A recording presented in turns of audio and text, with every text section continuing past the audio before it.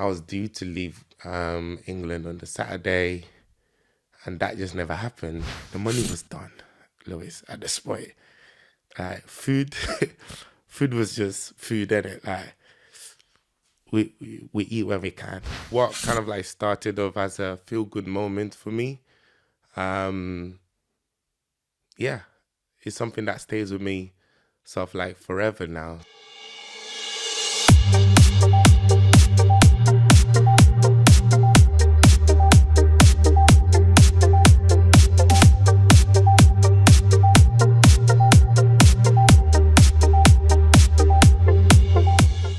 So on today's episode, we have Adebayo Adebisi, who helps people, professionals and entrepreneurs raise awareness and scale their business. So Adebayo, welcome to the episode.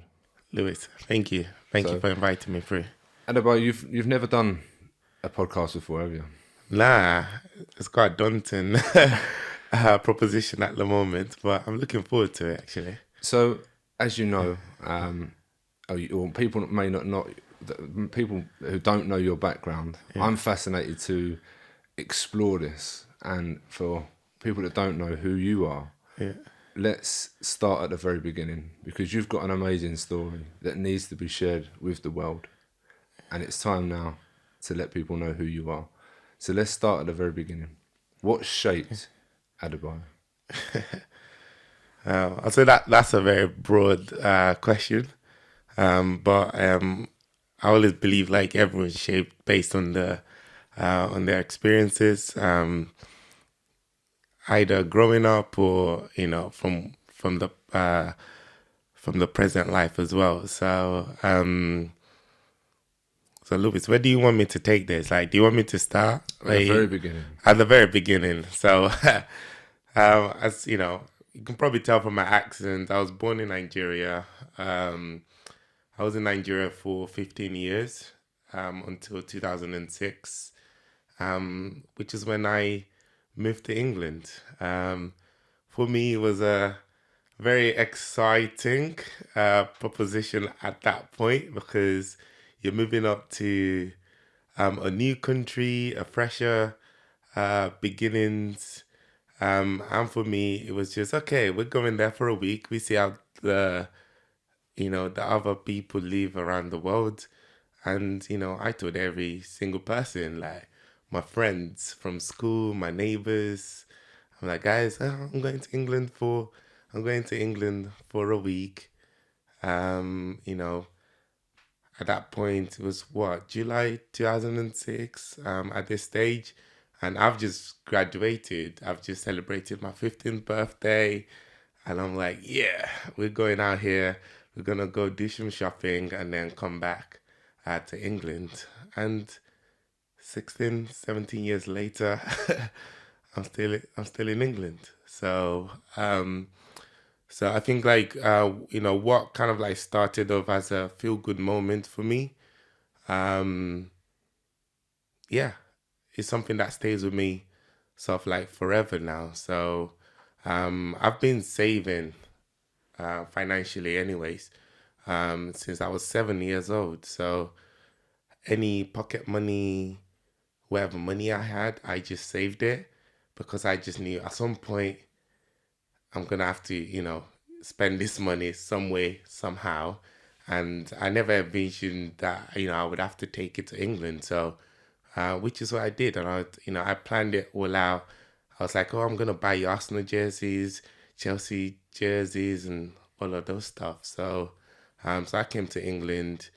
My dad's brought me at that point. So we arrived at Heathrow, came back to Birmingham, Holiday Inn, City Centre, stuff like around there. I can't remember, it's a Holiday Inn Travel Lodge, the blue one, right? So at that stage, my dad just said, well, I'm going to London, for a few days. So we arrived on a Sunday.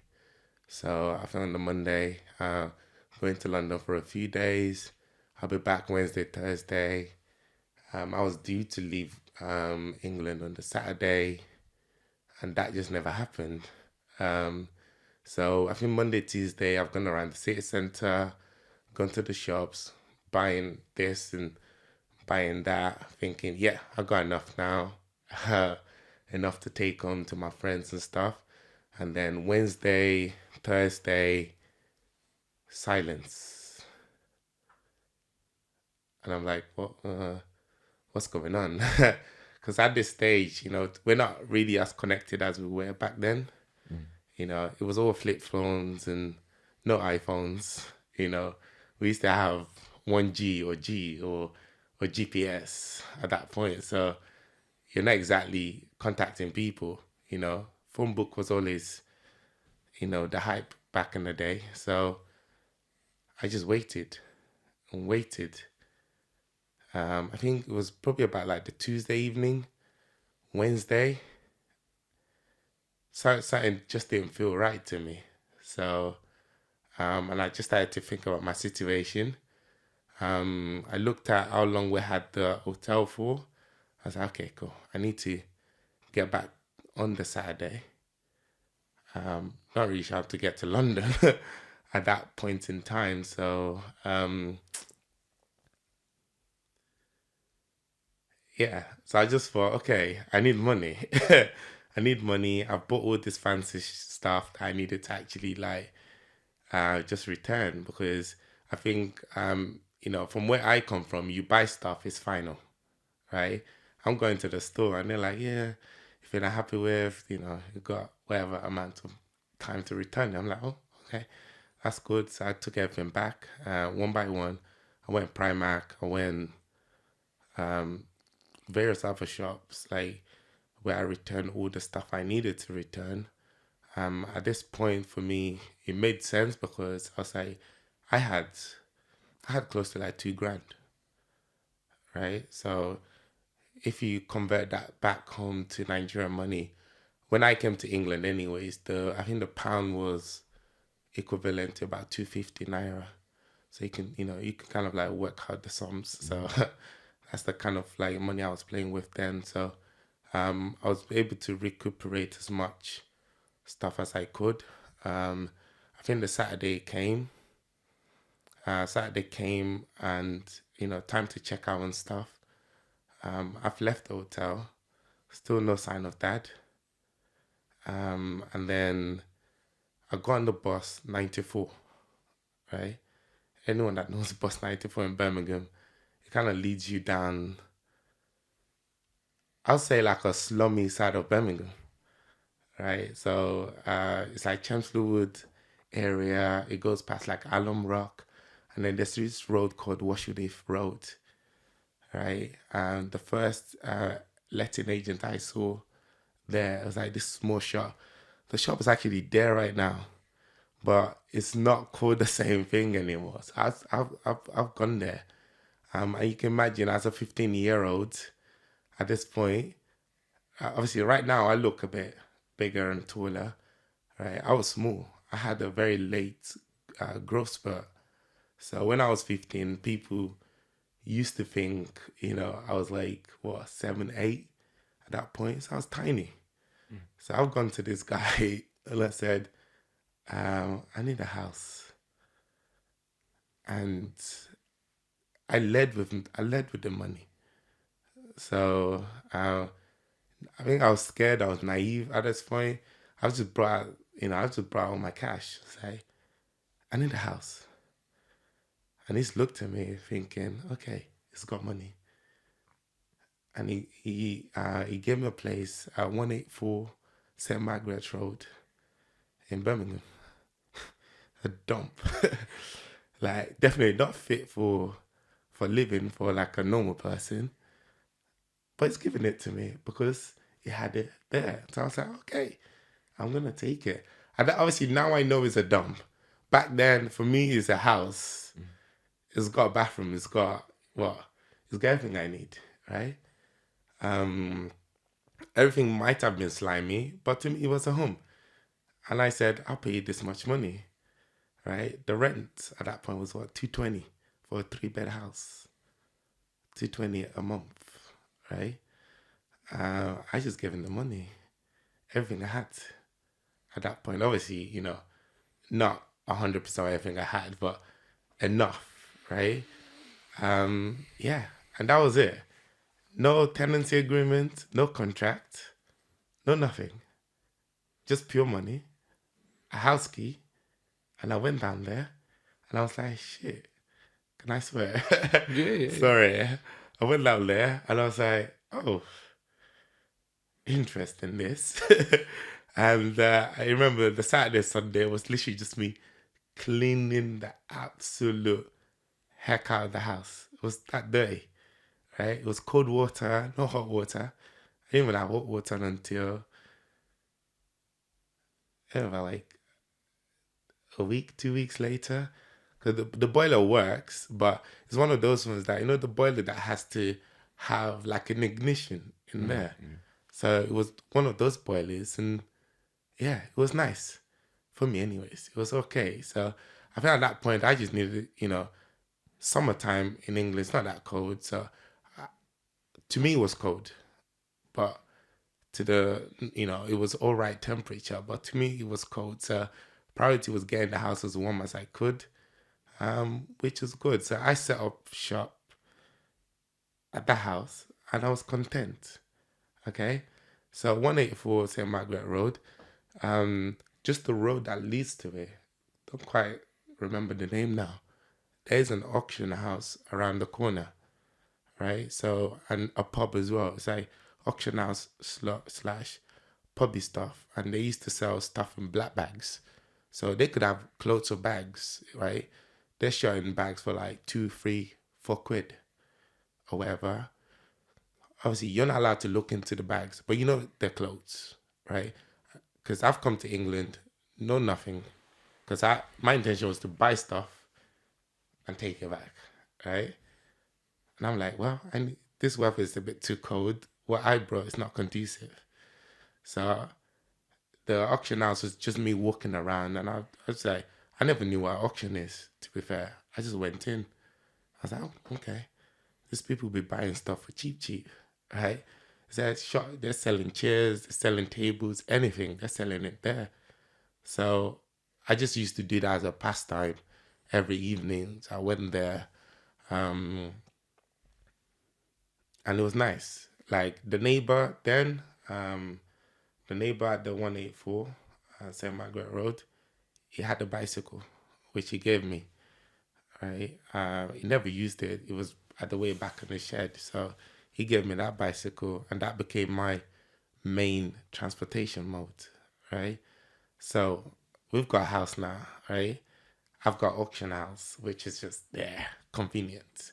I'm like, I can buy anything from here. Vibes, right? My first winter jacket that I bought, right? This is actually from a charity shop. Was a high-vis jacket. The workers one, the orange ones. But I didn't know it was the workers jacket. I didn't care. It was just big. It was kept you warm kind of thing. So I was like, yeah, this is a nice color, Lewis. I was like, yeah, this is gonna keep me warm, like nicely, right?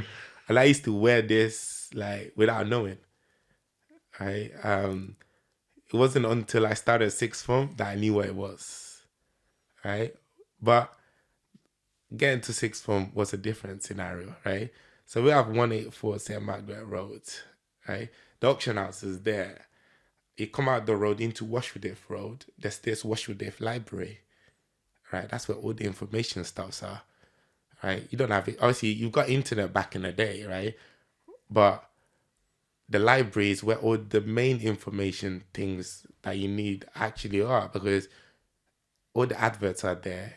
People used to do adverts in newspapers, back then. So this is quite weird. Schools used to put adverts on the libraries. They put the leaflet, oh, within the registration day, da. So there was this school there, Washwoodif Technology College, right? So I went to enroll in Washwoodif Technology College because they said enrollment, right? I need to go to school. So at this point, so I've gone to Washwoodif Enrollment College. I've just gone there on the day, little kids, just me. And then there's this black woman and a son, right? A son actually, Olu. It's one of my close friends now. they were just sitting there. I was just like talking to them, like just, on a normal kind of basis. So they've done the registration, and the woman, I think Ruby was her name, receptionist. She's done everyone's registration. She just classed us together. No questions asked, nothing. Just paper. I put my name in, signed everything I need to sign. And next thing I know, I'm enrolled in this college to do health and social care. Health and social care, right? And we're talking, because in Nigeria, right, like, I finished my secondary school quite early because I skipped a few years. Okay, so I finished at 14, graduated at 15. If you get a certain type of grades, right, they just bump you up. You have the choice to either stay or take up on the offer. Like, education is a big thing in Nigeria. Like, yeah.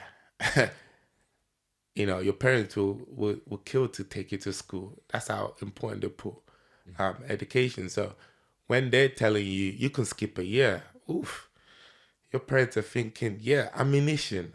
My child is a genius. Like, yeah, we'll take it. And then, they've gone around everyone. Yeah, my child skip a year still, that's very nice.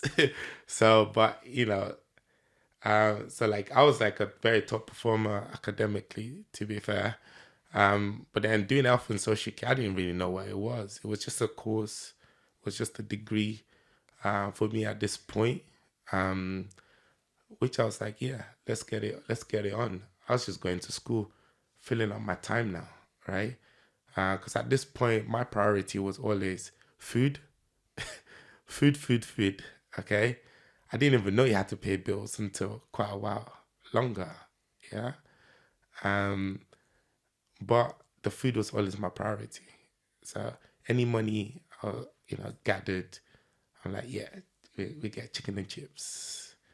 Chicken and chips is always like 99p. Yeah, the ones in the bags. That was the go-to food. It was cheap. You can eat half of the chicken in the, let's say, afternoon, and you finish the rest of the food in the evening. Because if you eat too much in the afternoon, you're not eating in the evening. You have to wait till the next day, kind of thing. So it was that kind of like portioning I was doing. But I knew, okay, education sorted, food and stuff. We're kind of like getting there, sort of stuff. So I've enrolled.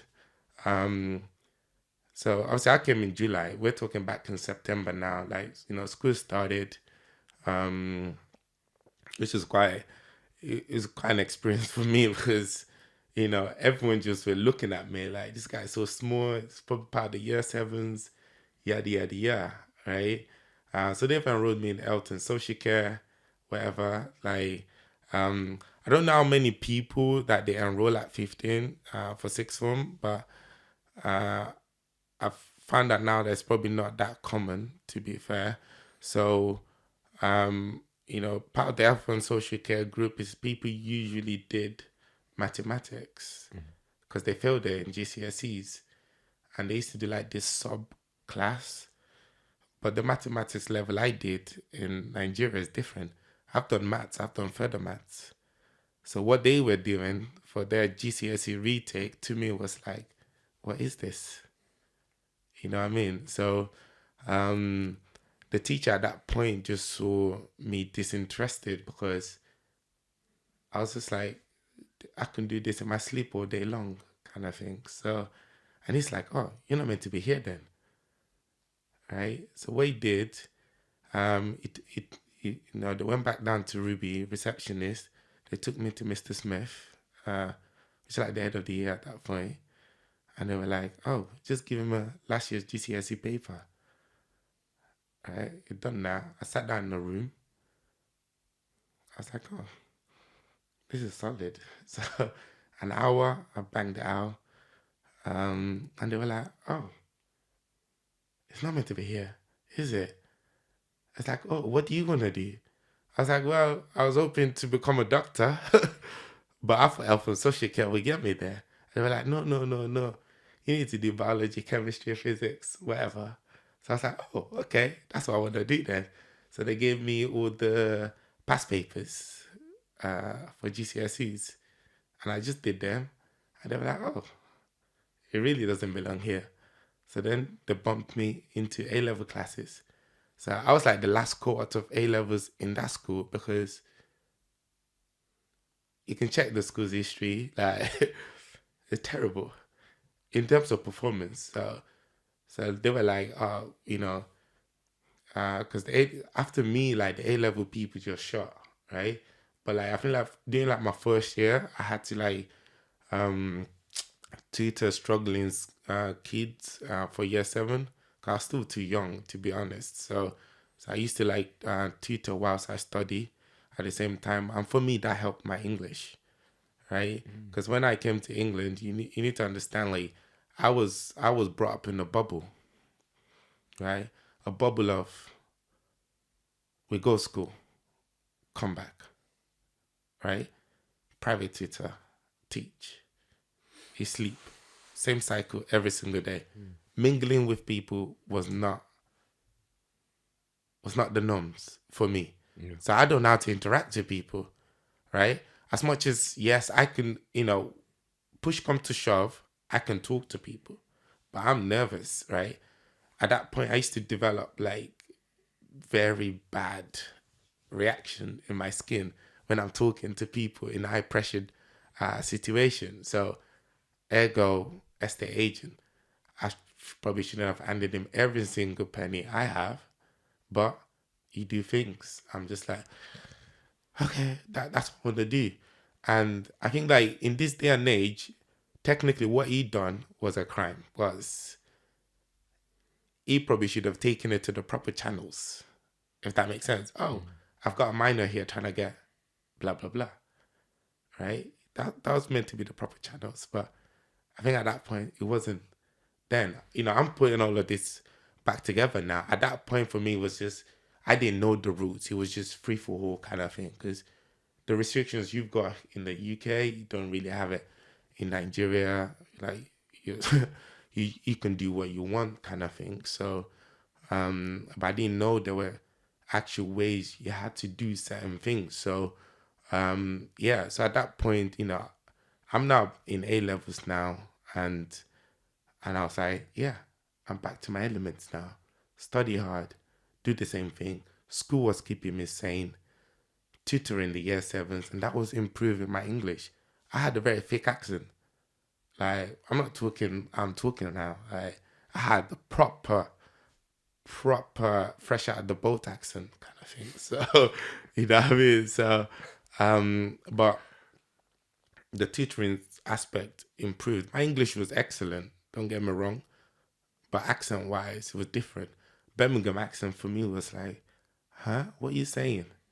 Can you say that again? Like, you know what I mean? I just couldn't compute. But over time, I got used to it. You know what I mean? So, yeah. So, that's how like my education in the UK kind of like started, right? And I was building myself up to, yeah, we're going to become a doctor, because growing up, you're either a doctor, lawyer, engineer, blah, blah, blah. You know what I mean? Like top 3 professions. So naturally, that's where you go. Okay. So I think for my first, I say 2-3 years in England, I was just survival mode, right? Naturally, you run out of money because money's not coming in, and you yourself are, you're like an expense. You have to eat, you have to clothe yourself, all of this stuff, right? I think it was when I got to a point where like the money was done, Lewis. At this point, like food, food was just food, innit? Like we eat where we can, and at that point, I think Lidl was just a fashion. They just started coming out. Audi, Lidl's. There's a there's this Audi that opened in Stechford, not too far from Washoe Technology College. I don't know the price of custard creams now, but back in the day, right, they were like 10p. And 10p custard cream, you have 2 pack in there. You know what I mean? One here, one there, right? So I'm taking my biscuit, like, okay, 10p. How far can we take this? So you've taken the biscuit, you split it into two, morning, afternoon, take the cream, blah, blah, blah. You know what I mean? So that's how you're eating. But I didn't know at that point that the impact it was having on my body. I was just losing weight. I think at that point I was like, what, 40, about 49 kg, right? So I was very tiny, severely malnourished. And what happens is your body starts to kind of like eat itself inside. So my intestine was kind of eating itself up. So I've got duodenal ulcer now, due to that, right? Which at the point I didn't know. I just started vomiting like black stuff all the time, but that's just blood. But I didn't know at that point that it was blood. So I've registered to Pearl Medical Center, which is like a GP. So I've registered to GP because I was quite desperate at that point. So they've said, done a blood test. Oh, you got sickle cell. I'm like, huh? What do you mean I got sickle cell? Because growing up in Nigeria, it's quite normal, right? Like I hear sickle cell all the time, right? I never thought I had it. I just knew I used to be unwell growing up. But doctors deal with your parents directly, Okay. right? So they talk to them. My parents didn't tell me that you got sickle cell, right? I'm just like, oh, I got sickle cell. Took me aback a bit. Like, okay, this is the thing that kills people when they're 16 or 17. That's what I knew growing up, anyways. Like, once you're 16 or 17 and you got sickle cell, you dead. That's it. You know what I mean? So I'm looking at myself like, oh, I'm 15. Oh shit, I got 16, 17. Like, I don't got long left. I kept telling myself that, and that panicked me. But then the sickle cell diagnosis overrode the duodenum ulcer diagnosis at this point, because it wasn't the focus anymore. They just thought it was the sickle cell that was causing it, and because I acted like, oh, what's going on here? That became their priority. Oh, we're gonna manage your sickle cell for you, blah blah blah. So we're talking like late 2006 now. I've been in the country now for 5 months thereabout, and at this point, with the house, like I said, money's run out. Uh, I don't know if you guys know how people advertise for rooms back in the day, like HMO rooms and stuff. They put it on the window store. Yeah. So I've advertised rooms in the house. I've gone to the estate agent and said, I'm gonna rent out the rooms and stuff. Like, do they have to pay you or do they have to pay me? It's like, as long as you pay my rent, it's fine. Right? So I had 3-bed house, right? But with the living rooms. I've converted living room to bedroom. Living room to a bedroom. Front bedroom was mine. Middle bedroom and then small bedroom let out. So at this point, the house was paying for itself, right? So, and everything furnished was from the auction houses. So at this time, I've kind of like figured out like I need to make money. So I was always buying stuff from auction, and like any house I see to let, right? I just go in, see if it's furnished. If it's not, I'm telling people, I'll get you the furniture, right? What kind of things do you need? Let me know. So I'm buying it from the auction. Say you buy a dining room set for like 15, 20 quid, right? And then you sold it back to someone else for like 40, 50, right? And then you've delivered it there. And it's fine. With my bicycle, I was doing the miles. I was like, everyone's house, to let. You ain't got right move back in the day. You look at the signboard. I mean, or you go to the estate agent and they tell you. So I just drive around. If you ever go to Birmingham, like if you go around, like say Alum Rock, Washoe area, it's quite interesting, right? The dynamics there is kind of like different. So, I'll say in probably a more lesser realm of Birmingham, not quite nice, but people there will, they will pay you a certain amount of money to do certain things back in the day anyway. So, so accidentally stumbled across that kind of business. It was probably not the most time fluid stuff, to be fair, but it was making me money, right? But with the new health stuff as well, it wasn't helping. This is coming up to my first winter in the UK. Sickle cell and cold weather, they do not mix. Okay, all right, because it triggers all the nasty stuff of the condition. If it's too hot, too cold, stress, you're not eating well, you're not drinking well, all of this stuff will trigger a crisis for sickle cell. So at this point, I didn't understand what all these pains were that I was feeling. It was just weird for me anyways. I was having to deal with, I'm vomiting, and I'm having all these pains. I'm like, what's going on here? But as, after the diagnosis and stuff, like all of this, I think I was just making stuff up. I was just say like, I didn't really have a strategy. It was just do what I need to do at that point. Okay. So my first year in England was tough. It was rough. But it gave me a good foundation. But in my head, yeah, I can look back now and say it was rough. Then I was stable, man. I was like, ooh, I can eat now. You know what I mean? I could eat now. I've got an explanation as to why I am where I am in terms of, in terms of health wise. Okay, I know why this is the case. And I'm going to school. So I'm chilling. You know what I mean? I'm chilling. But unfortunately for me, like a few months after, we're talking like February, March, I had to like take the rest of the year off at college because that was when like the bleeding just got worse and worse, and I passed out at some point.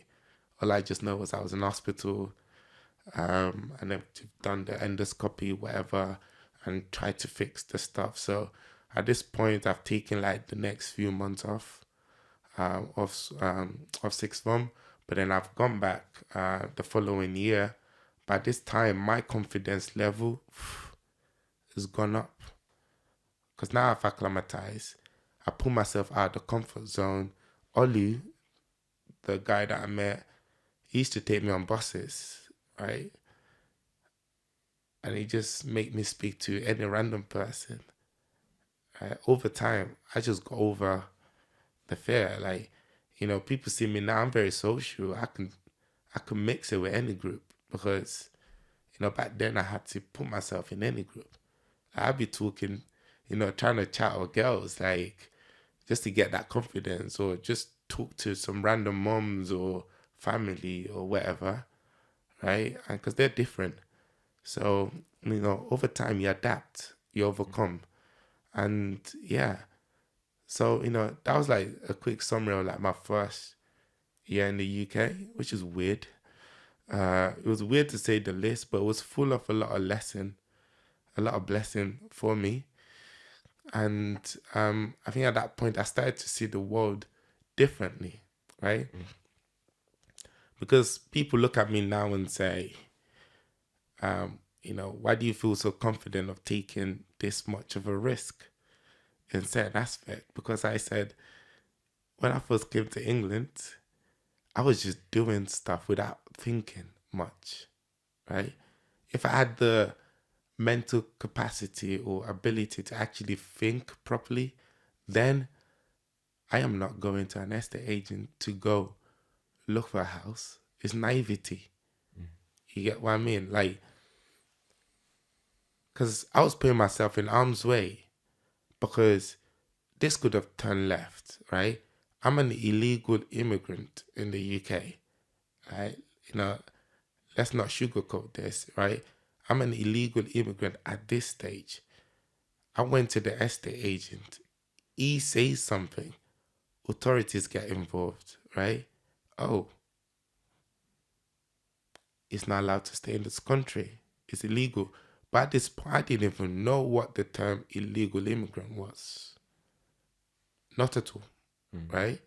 So the naivety served me well.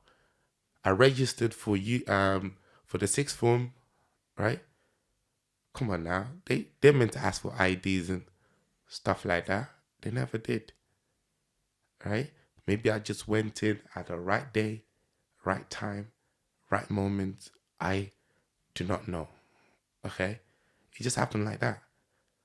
Because maybe in their head, they would never think this is meant to be something that's happening.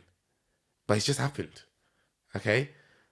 That's why I think sometimes it's just good to be naive, right? Because good things happens when you're naive. Okay?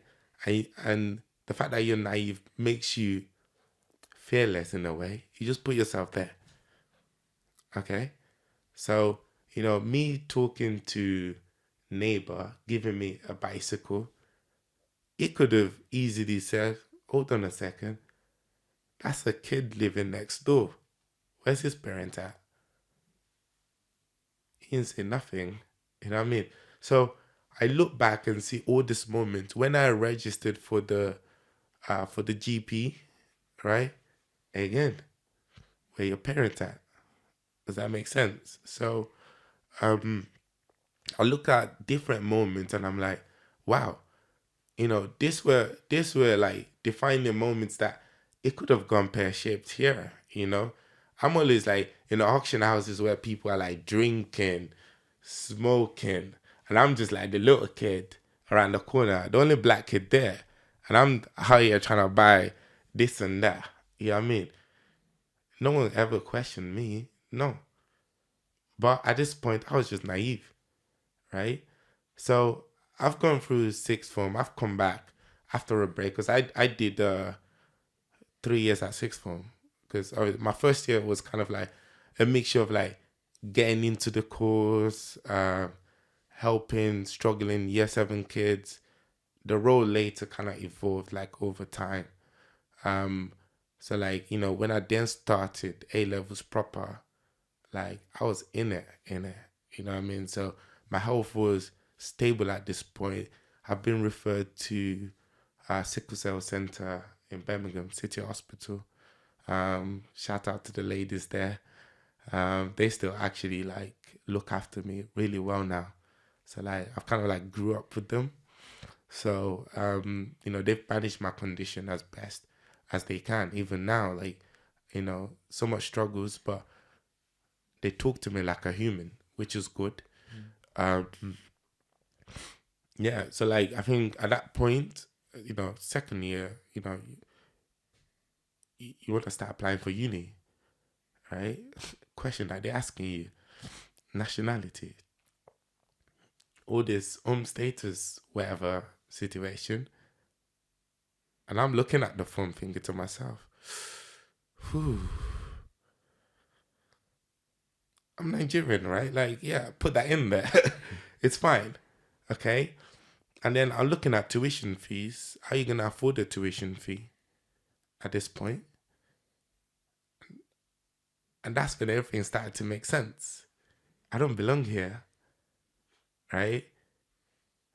I don't have the right documentation to apply for university to do all of this stuff. But Mr. Allen, bless his soul, Mr. Allen was like this teacher back in what do you call it, in Washington, right? Very nice guy, right? He never asked too many questions. All he just wanted to do was get me to a point I became a doctor, right?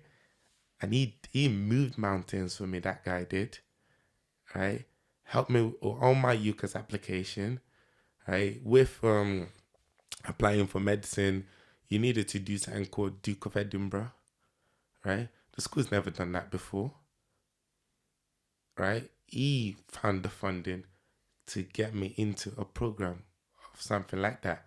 He even sent me to something called MedLink, which was in Nottingham at that point. Everything paid for, right? Just so I can put it in the UCAS application, my personal statement, it helped me with all of this, right? Because in his head, yeah, nah, this guy's gonna become a doctor, and I was like, oh yeah, I'm gonna do it, right? So I've done all this application. By that point, I knew the legal issue was a problem, right? Yeah, so that was, I think it was around that time the steps and processes to get me legalized, kind of like started at that point. So, yeah, which is,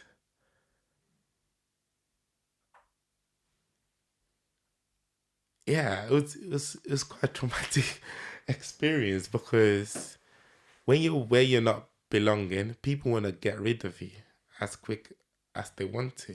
And I understand, okay? The country's got numbers, right?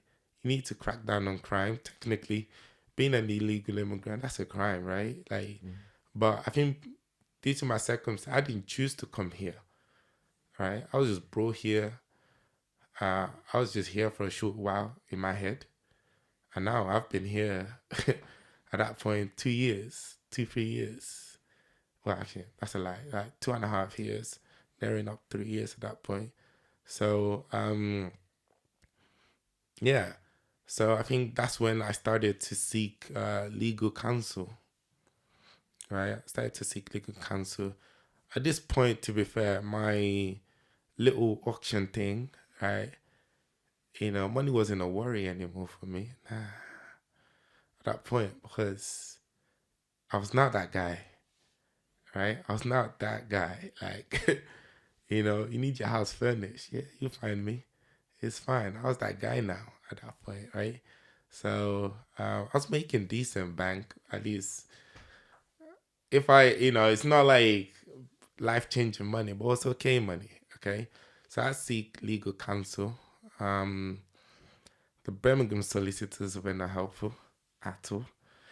But then there was this like Nigerian sort of like community thing in and around Birmingham, which someone mentioned a London lawyer, right?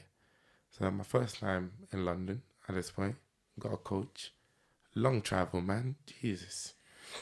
But yeah. So I've traveled out to London, spoken to the guy. And the guy said, wow, if we got if we got the resources for it, we can try. Right? There's no guarantee here, because, you know, you've got the right backing, in terms of, obviously, you didn't have a say. You were a minor. Your health, all of these things, all these factors, right? So at that point I was like, okay, cool, let's go. But the money wasn't really money, and as in the cost it was mentioned, it was not looking right to me. So I think at that point I was stuck within two minds, which was I needed to either make more money, which is the only way I could legalize myself. So yeah, which is what I did. I found a way, right? I would say, but I was, but like it was just an extension of what I used to do then. But at this point, eBay, internet just started propping up proper at this point in time. So I've moved some stuff to online instead. I used to buy used like designer items and then sell them, right? So it was almost like a graduation. So you can say I've always been selling. Like I'm always selling stuff one way or the other, because it's just simple maths, right? You buy stuff, you sell it for more, right? You've made your money back. So so for me that was always a go-to: sell stuff, buy stuff, sell stuff. So and I had the financial target in my head. So I think at this point I knew it was a point of no return, because you have to be known to the authorities, right? I wanted to go to university, right? I have to be known to the authorities at this point. So, you know, at this stage, I wasn't naive anymore. I knew what I was. I knew the implications. So, and I was like, well, let's go for it. I thought it was just gonna be fill up a paper, explain yourself, and it's like, oh yeah, Adi is fine, stay. It wasn't, right? The battle took about just over 2 years, right? Of application, rejection. Hi, Mr. Lukman Adebayo Adebisi, you don't belong here, right? You can still have a life back in Nigeria. We would like you to go back to your country. Thank you very much. Obviously that's a nicer way of saying it, but the letters, like, last week I was like just reading kind of like some of the letters, and I was like, like, at that age as well, like, you're reading this, you take it to heart even more. What were they saying? It's like, you need to go back, okay? Like, you really don't have the basis or the right to be here. They weren't wrong, they were legally right? But then you have to put circumstantial and legal aspect to it, which is you have to go within a set amount of time. So they'll tell you, like, but if you don't agree with our decision, you've got the right to a review, blah blah blah. So you appeal this situation. Obviously, lawyers getting paid more. You pay another application fees. Like, I don't know if anyone's ever done like proper immigration process in this country. It's expensive, Hey, applications are expensive. They're costing you like 2-3 grand per application, right? And then you're having to pay the equivalent amount of money in legal fees, right? Your lawyer's charging you like 2, 3, 4 grand. Yeah, I mean, for every appeal, for every communication, they bill you.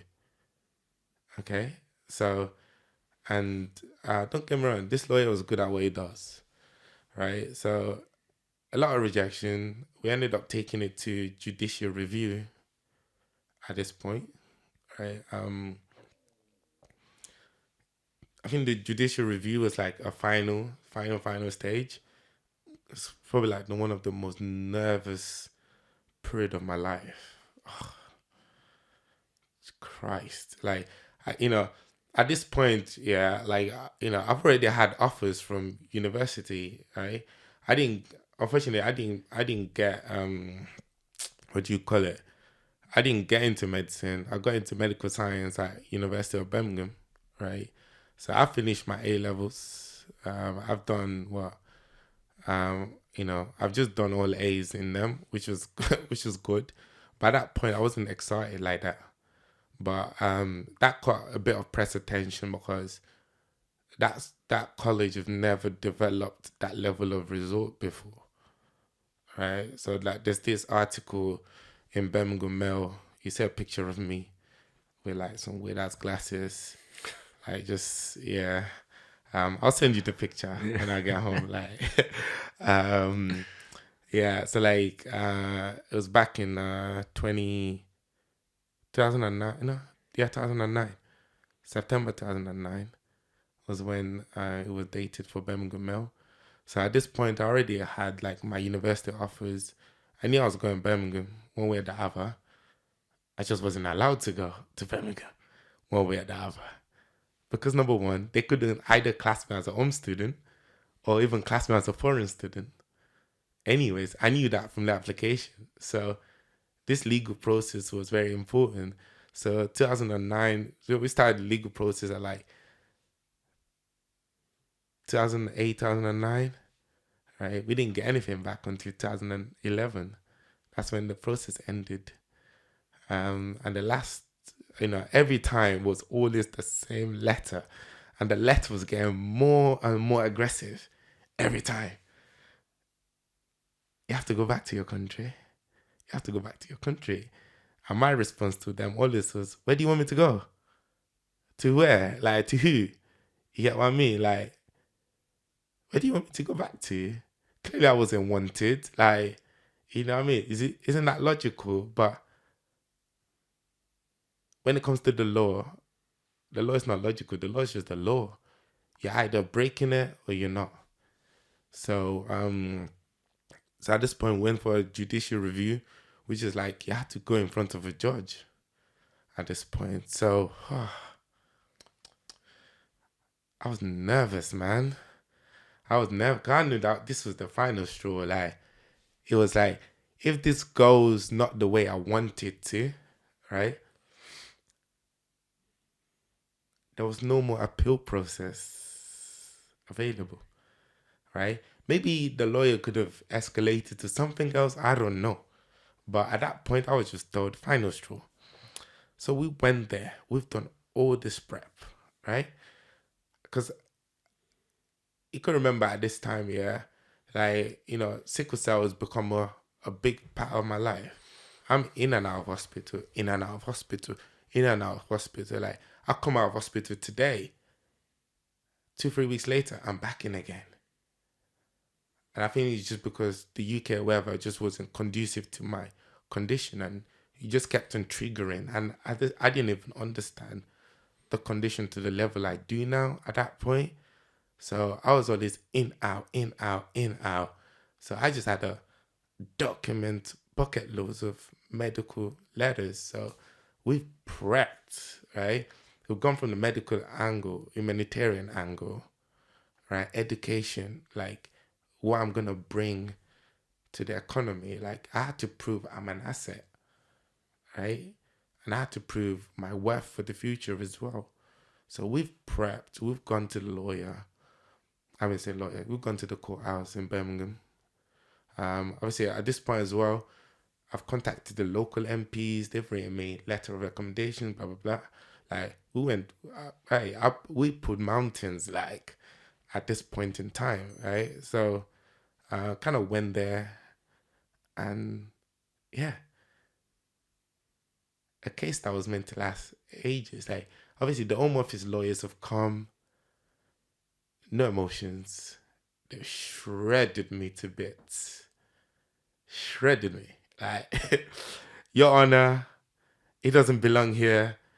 All this thing he's saying, it can bring the economy, it can bring it to his country as well.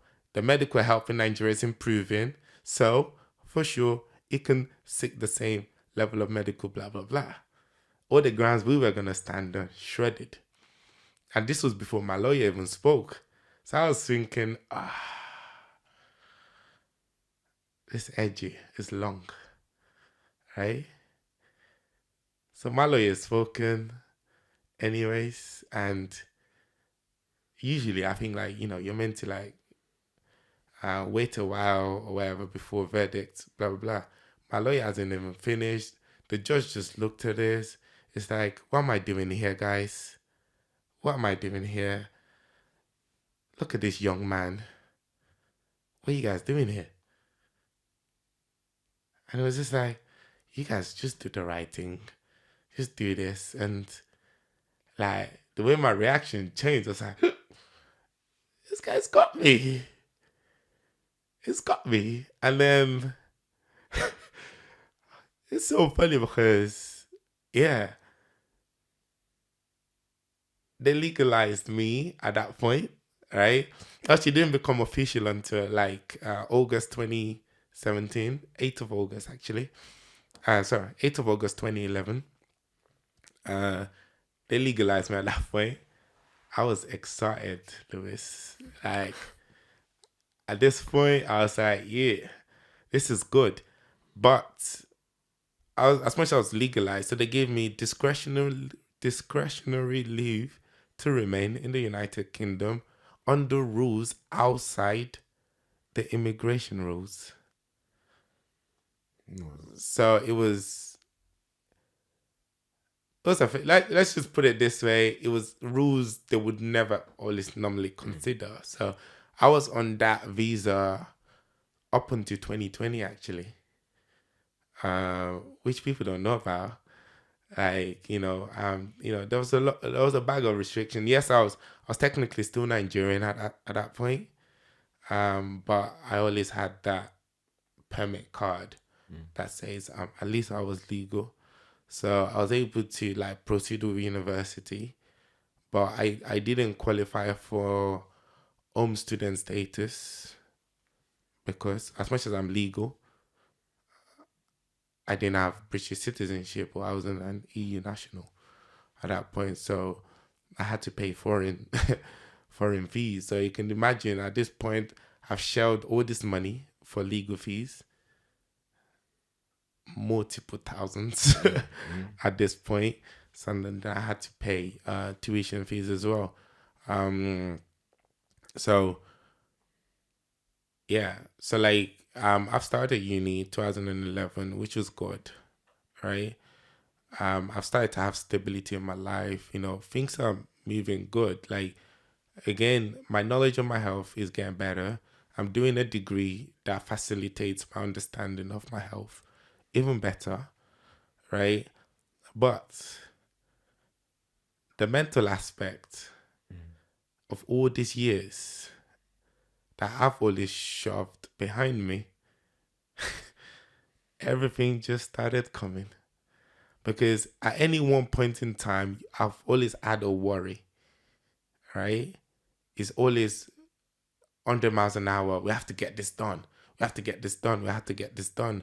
But at those points, I had to have a belief system as well. And having to expose yourself that much to the legal process in the UK is quite intrusive, right? You start to question yourself and start to think like, I'm actually a bad person. Like, you get what I mean? Because they say things about you you don't want them to say, but you question yourself. But then, you know, the more time I started to have to myself, at this point, I wasn't in Wash with If anymore. Don't get this twisted. I was gone. Like, I've moved to Lime Tree Road, which is further up the road, like not too far much. Coincidentally, actually, I had family in Birmingham. I did have family in Birmingham. And as much as I was in St. Margaret's Road, there's like a new build development. At that point, it was still new build development, Swan Close. Right? My uncle was based there. My uncle is like my mom's brother, right? So I was based there. So like I said, like for like 3 years, we were almost like neighbors, but we never knew. We never knew.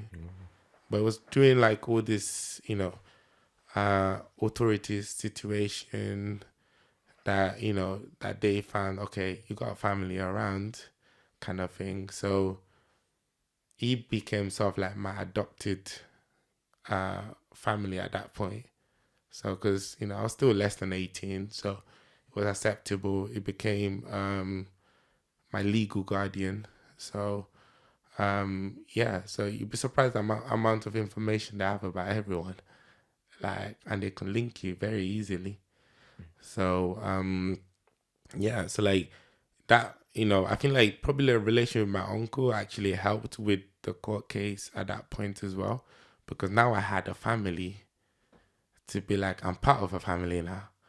You get what I mean? So, so yeah, so at that point, obviously, you know, money wasn't a worry anymore because now I don't have to pay responsibilities of rent or whatnot anymore. That's been taken care of. So all the money I was making was tuition, legal tuition, at that point. But yeah, I did stay with my uncle for like a few years. Wasn't too long because, you know, I think at that point it served the purpose then. The view that people see you in changes, which was good. Obviously, after like the legal stuff, me and my uncle had our differences. At the end of the day, his sister is my mom, right? And where the heck is everyone? Like, you know what I mean? Where the heck is everyone? Because I'm not an only child. I'm a child of 4.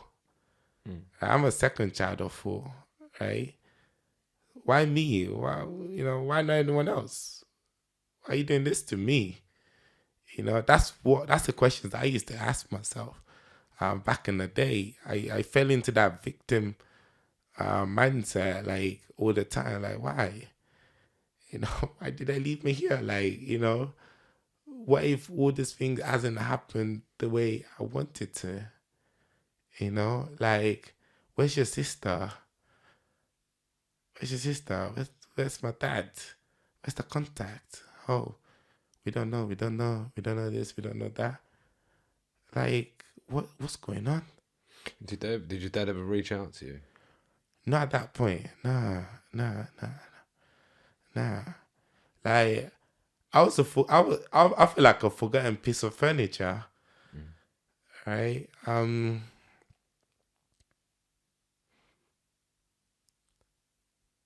Yeah, I'd say probably I was angry for a long time, Louis. Like, I was angry. I was so livid. You know what I mean? Like, you know, yes, my dad and mom, they like obviously they split quite early on in my life, but a few years prior to coming, they were like living differently, but still, you get what I mean? It's like I think like now I can put reasoning behind what he did or what they did.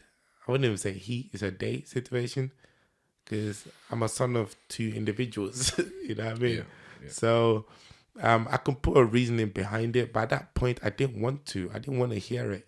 It was a case of why me? Why do you have to make this decision for me? Right? This could have gone left. I mean, it did go left. You get what I mean? Like, what confidence have you got? Like, you know, yes, you take someone to England, you can say, oh, better place. It's only better if you're on the right side of the law. You get what I mean? So, What sort of feelings did you have when your dad left?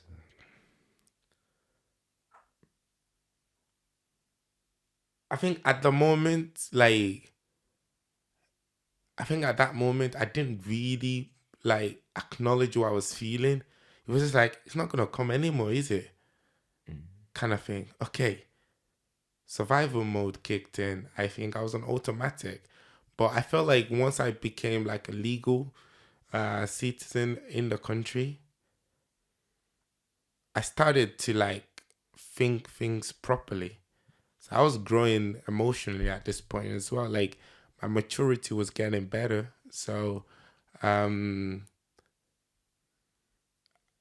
you know, I started to put things into a more perspective. Like I was angry. Like at that point, I didn't know I was angry, but I was angry, and I'm still taking the anger to me right now.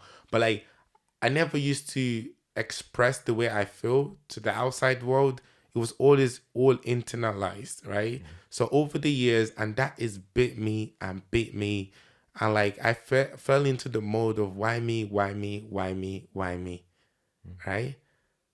And I was just struggling. I was in a very bad place. Like I was struggling. Like my health wasn't good when I was at uni because I was doing too many things. I was working. I was studying. Right? Anyone would tell you like medical science. Right? Now I think now the course has been split into like a 4-year degree or something, but they tried to squeeze like a course that should ideally be like 4 or 5 years into 3 years.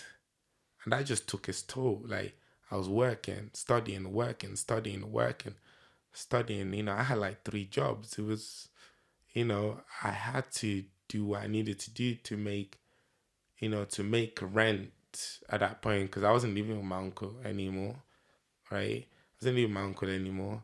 I had to make rent. I had to feed myself. I had to pay my tuition. So it was tough, right? It was tough at that point, and I just gave up. Hey, I think I just gave up. Like I think because the relationship with my uncle broke down. It broke down, and it's almost like people weren't actually understanding the gravity of what's going on, and no one's acknowledging the gravity of what had gone on. Right? I get, you protect your siblings, blah, blah, blah. But still, right? What do you mean you gave up? I didn't see the point of life anymore. I know that sounds weird to say, like, oh yeah, he just became legal, blah blah blah. Like, you should be excited. But why do I have to endure all this suffering anymore? Why? Where's this leading me to? You know what I mean? I'm gonna get more suffering, probably even more restrictions on my residency or whatever. So I think as all the emotions started to go, I just wasn't processing it properly. So I remember like just jumping off a window, right? It was just random, right? Just jumped out the window. I wasn't really thinking clearly. I just wanted it to stop. I wanted the pain to stop. I just wanted the feelings to go away. And I ended up actually just hurting myself even more. Like, my metatarsals are like all broken because, my ankles are a bit like weirdy because of the way I landed and stuff, right? But in a weird way, the pain was good. It was almost like a distraction, pain, and I liked it. And I was like, oof, I could actually be no more. Like, no one's like, ever gonna care. Like, I ain't got no one at this point. Well, that's what I felt, anyways, right? So, there's a park, Wooden Park, there. There's like a little canal, right? I don't really know how canals are designed and stuff. I know I can't swim. So I've gone to the canal. I've just gone in. And fuck's sakes. The water was like, it wasn't even like that deep. And I was like, oh, that's a bit disappointing. Right? You can't really drown in this. So the next thing for me was medications. I was on a lot of medications, so just popped everything. Bang. I popped everything. And I was like, okay. Because at that point, I've studied at uni, like, paracetamol was like one of the most dangerous drugs you can ever have, right? So you go over the dosage for the day, you're done for, apparently. Definitely not in my case. um, yeah, so I've just popped everything. I've just swallowed and swallowed and swallowed, right? I swallowed at this point, and yeah, that was it, really. And it was like A&E. We're out here in the medical center. What have you done? Blah blah blah. They pump the stuff like uh whatever out, but nothing happened to me, and I was disappointed. I was thinking, what the hell? Like, I can't even do this right. You know what I mean? Like, at this point, because you're in the zone, okay? I've jumped off. Nothing happened. Well, broke a few things, but nothing major happened. Tried to drown myself. You failed at that. Now you done this. You failed again. Like, what's going on? You get what I mean? So I was so confused. Like, at this point, they referred me to like therapy. It was kind of like compulsory at this stage. That's when I was diagnosed with like a stress disorder. I can't remember the exact medical term for it, but it wasn't depression, but it was just traumatic stress disorder or something. I wouldn't say it was PTSD. It could have been some form of it, but they had a proper term for it. Um, yeah, so I joined therapy. Didn't really help me much, to be fair. Um, my feelings never went away, but the urge was still there. But like, I think the pain I felt doing all my suicidal attempts, like, kind of like just clicked and triggered something inside me. And for some reason, I just went, I don't need therapy anymore. I don't need none of this anymore. I'll take responsibility now, right? And I started to like listen more to myself. I started to like feel more. I wasn't feeling at this point, right? I just knew there was stuff.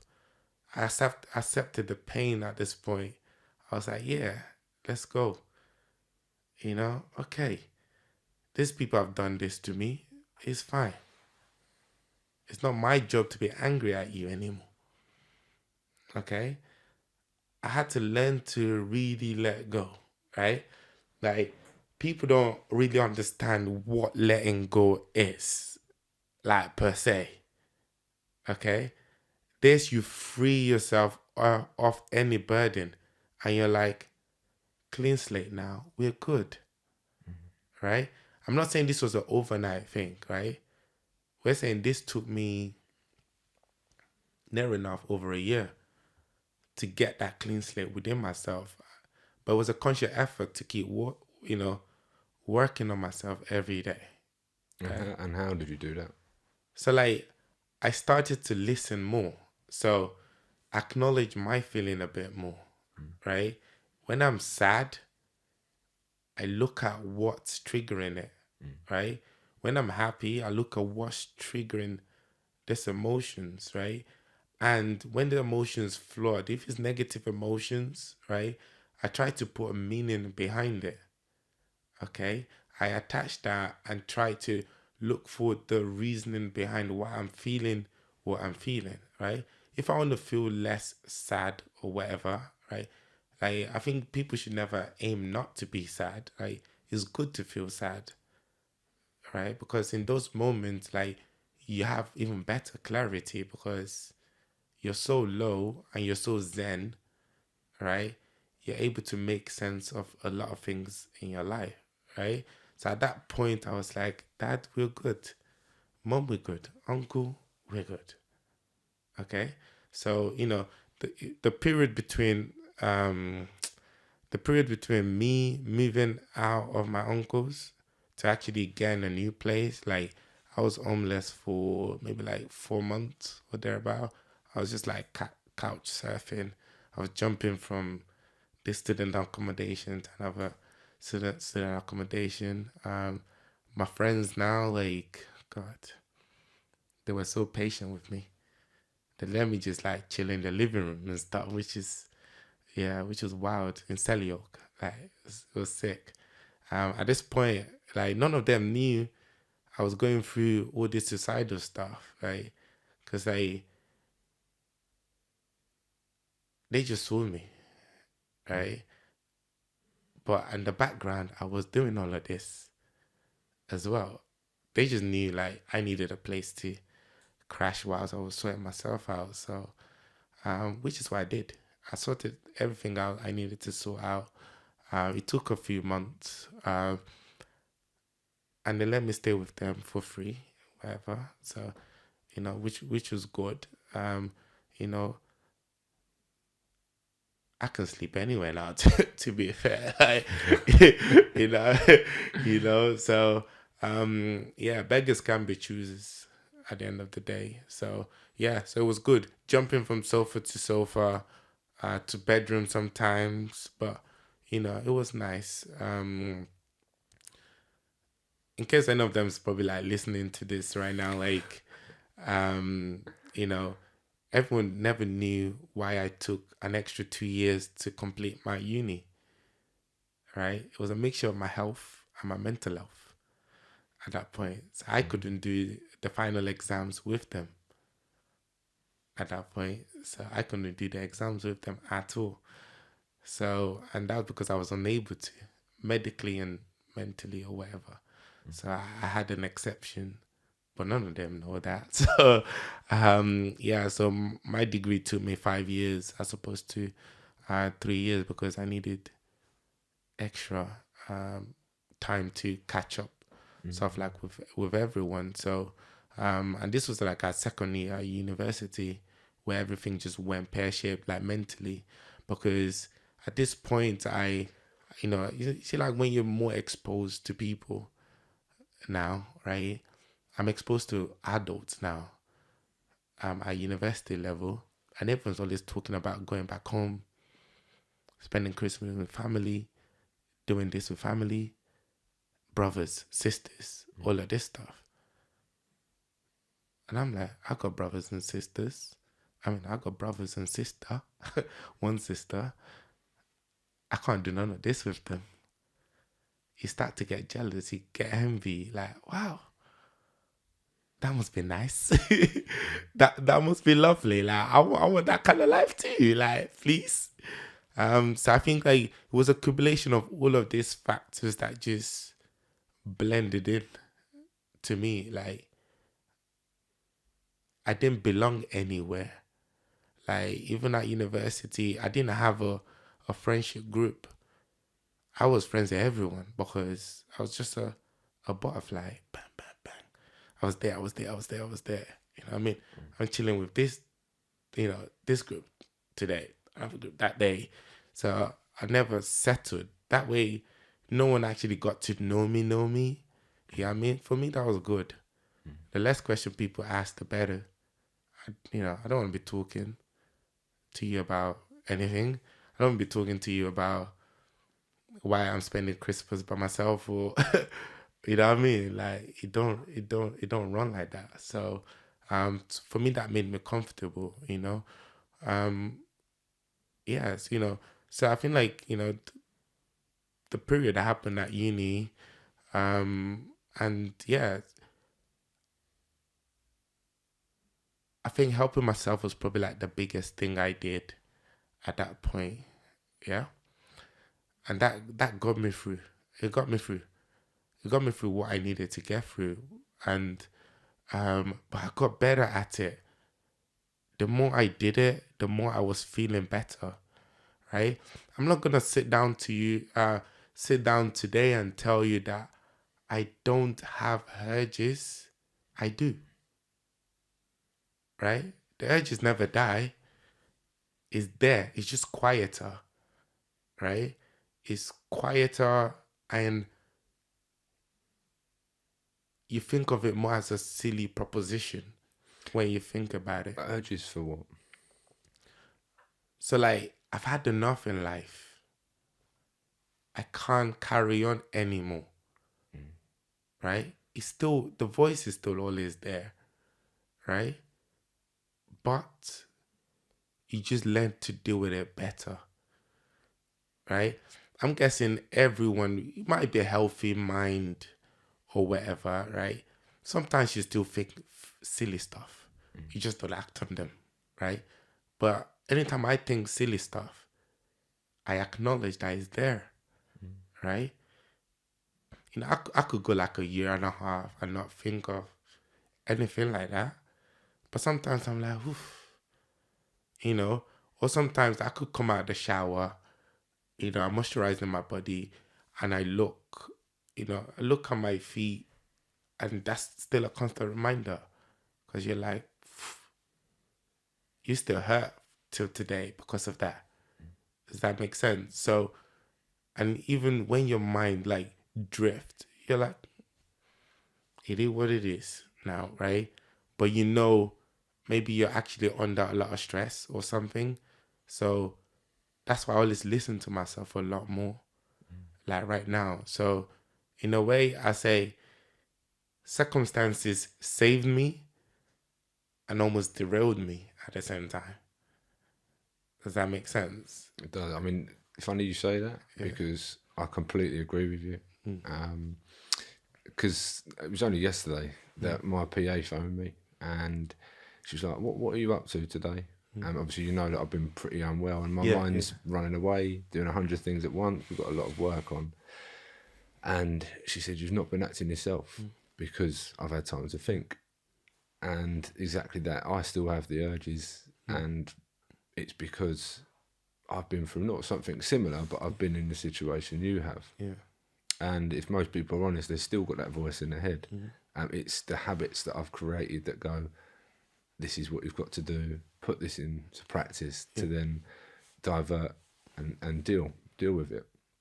And she just said, look, we'll get you back into these habits and so on and so forth, because she knows, obviously I've opened up in a certain way, in a work environment, and she goes, right, we do this and this, and we did, and it was just right, okay. But the silly thing that triggered me was a car. You said about your feet, it was a car because of the epilepsy. It's like, right, I can't drive the car today because of my epilepsy. What if I crash? What if I hurt someone? And it was just stop, take a step back, breathe, go. And that it can quite easily relate to what you're saying there. Yeah. So, and I think, one thing I tell people, right, I say this quite a lot, like, what's worked for me, what's worked for you, Lewis, right? It's not going to work for you. You have to build that yourself, right? It's a good thing you mentioned habit. For me, my habits, key, important, right? The same things I do, right? I like to follow a routine. I'm very regimented, okay? Like, people say I obsess about cleaning, right? I love cleaning. It's therapy, right? It's therapy for me. Like, I can clean a house that is clean already and still make it cleaner than it was before, right? And that's because it's not the cleaning that's the work. It's the work I'm doing within myself whilst cleaning, right? That urge to make something better. Right? And that gives you that calming influence, right? As you're doing it. So those habits are what, like, gets me through any situation, right? People say I'm very calm. And I'm just like, nah. People have said exactly the same about me, again with the cleaning, my family, and again with the calm situation. However, what they have said, I don't know if you can resonate, is, but on the inside I'm like a Coke bottle. Yeah. You fizz it up, and eventually it'll just go pop, bang. There's always that urge. Not so much now, because I've learned to suppress and then deal with the emotion as such. But there always is, again, it can fizz up. Yeah. So I'd say maybe like probably 4 or 5 years ago, that would have been me. Right? Right now, I think, we'll come to this in a bit, but like in the last, say, 5 years, my perspective on life have changed fully. Yes, my perspective changed like over the years prior, but my perspective now have changed, right? I view life differently now because that's a I think we spoke about this before. Everyone's got a timer anyways, right? I've got a quicker timer than anyone else. Well, not anyone else, but a lot of people. I've got a quicker timer, right? My lifespan is short, okay? And that's just a matter of fact. And I've come to accept that, right? So if I get to 40, 45, 50, I'll be happy, Like, I'm like, yeah, we're good. But I'm hoping I get to like 80, 90, but pipe dream, but hey, I'm going to hope, right? I'm going to put my head there. But I'm just saying, but I think the fact that I know that timer is ticking quick for me, right? I don't even have that, like, as much as I can say, I still feel stuff, but what it elicits within myself, right? Before anything actually happens, I'm already aware of it, kind of thing. So I never quite feel like a Coke bottle anymore, right? I just feel like, when the fizz is lost all its fizz, kind of thing, it's just flat now.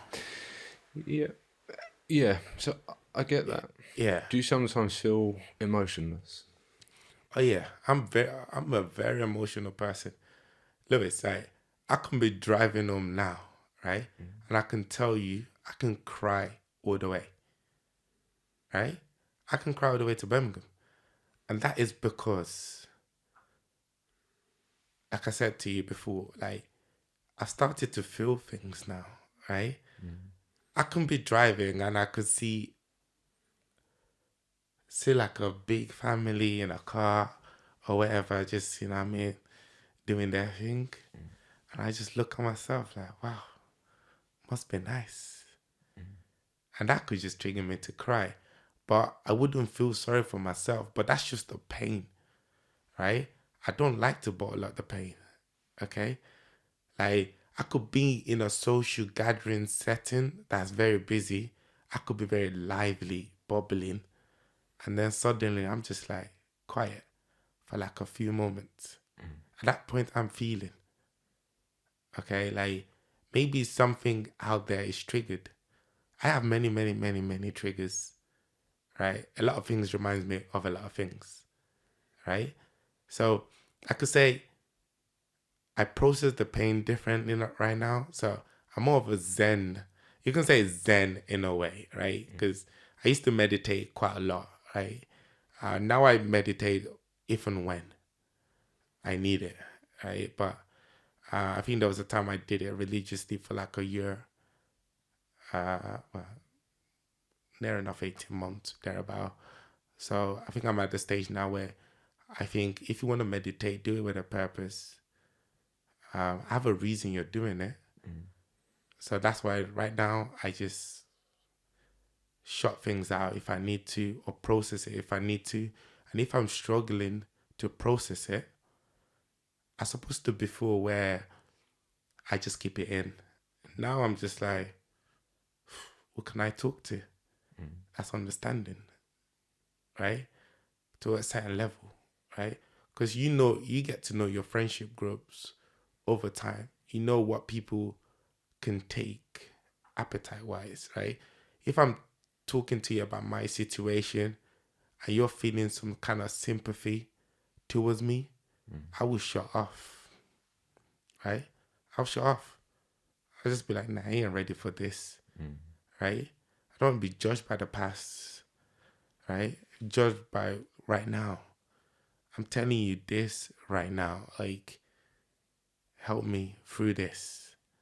Okay? That's what I need from that person at that point, in time. So the processing power right now, I think because I pause quite a lot now. Pause, pain, trigger, pain. Okay, let's see, right? But then I attribute a lot of this. Maybe it's probably untrue, but I think like maybe the fact that I'm like, okay, I ain't got time for none of this. Like, you get what I mean? What is this getting me? Like, if I get angry, if I get stressed, like, what's the point? Right? People used to say, oh, you're emotionless. And I'm like, nah, quite the contrary. I'm very emotional, right? Towards yourself. Yeah, towards myself. I don't need to, like, expose you to my negative emotions. Nah, I don't need to. I can, And I feel there's very few people that will understand what you've just said, yeah, and they will show sympathy rather than empathy. yeah, And they will, yeah, there's a very few people that will show that. yeah. And it can trigger certain things within you. And like you say, you'll shut off and then become emotionless. And it can, the friendship can go one or two ways. Yeah, yeah, It can sort of, no, I wouldn't say stop, but in my situations, and certainly, it's sort of, we've stopped talking because of that. Because I wouldn't say reply, or it's pointless having that conversation because Yeah. it's just going to go round in circles, for example. yeah. Because you don't want to be treated different, Exactly. You don't want to be treated different. You want to be treated with respect, and just know that, yes, this could have been very traumatic or blah, blah, right? But I'm here, right? I ain't dead. Like, it hasn't affected me like that. Yes, it's impacted me, but I don't get defined by these things. So keep your sympathy there. Sympathy has its place in society, right? Empathy is good because it gives you empowerment in certain regards, because now you're listening, right? Because once you start giving that sympathy, you come into a place of oh my god, oh my god, you know what I mean? Like, I don't need that. No. You know what I mean? I don't need that. Let's move on. You know what I'm saying? So, yeah. So I feel like that, that's where I am, like, mentally right now. Like, um, and I'm very, very honest with my mental situations, like my health situations now. 4 or 5 years ago, you're not catching me talking about sickle cell. No. Why? You get what I mean? Like, I don't talk about it because I used to have the mindset of being defective as a person. You get what I mean? Like, I'm just not in the same boat as these people, kind of thing. Like, nah, I don't want to talk to you like that. And it's almost like a shame kind of thing. You know, I don't make plans with people, I can tell you I'll be there next week and I'm not going to be there, right? Because I could wake up today and it's like, it's long. You get what I mean? So, like, I've missed so many birthdays, so many dinners, so many nights outs or whatever, so many just like gatherings with people because of the unpredictability of my health. Do you get angry at that? The unpredictability that you can't, that's one thing that you can't control. I wouldn't say I get angry, right? I'll say it's more of like a, God damn it. Yeah. You know what I mean? Yeah. I've let you down again. Yeah. But over the years now, I've become more comfortable with leading with that, Yeah. right? I'll be there, but I'll confirm in the morning, for example. Okay? Ergo this podcast today, right? We set it up and I said, I will let you know during the week, right? I've had a terrible week on the health front, right? Because, right now I'm not really reacting well to my meds, right? So I was like, okay, it was the reason I decided to be around the area a few days before.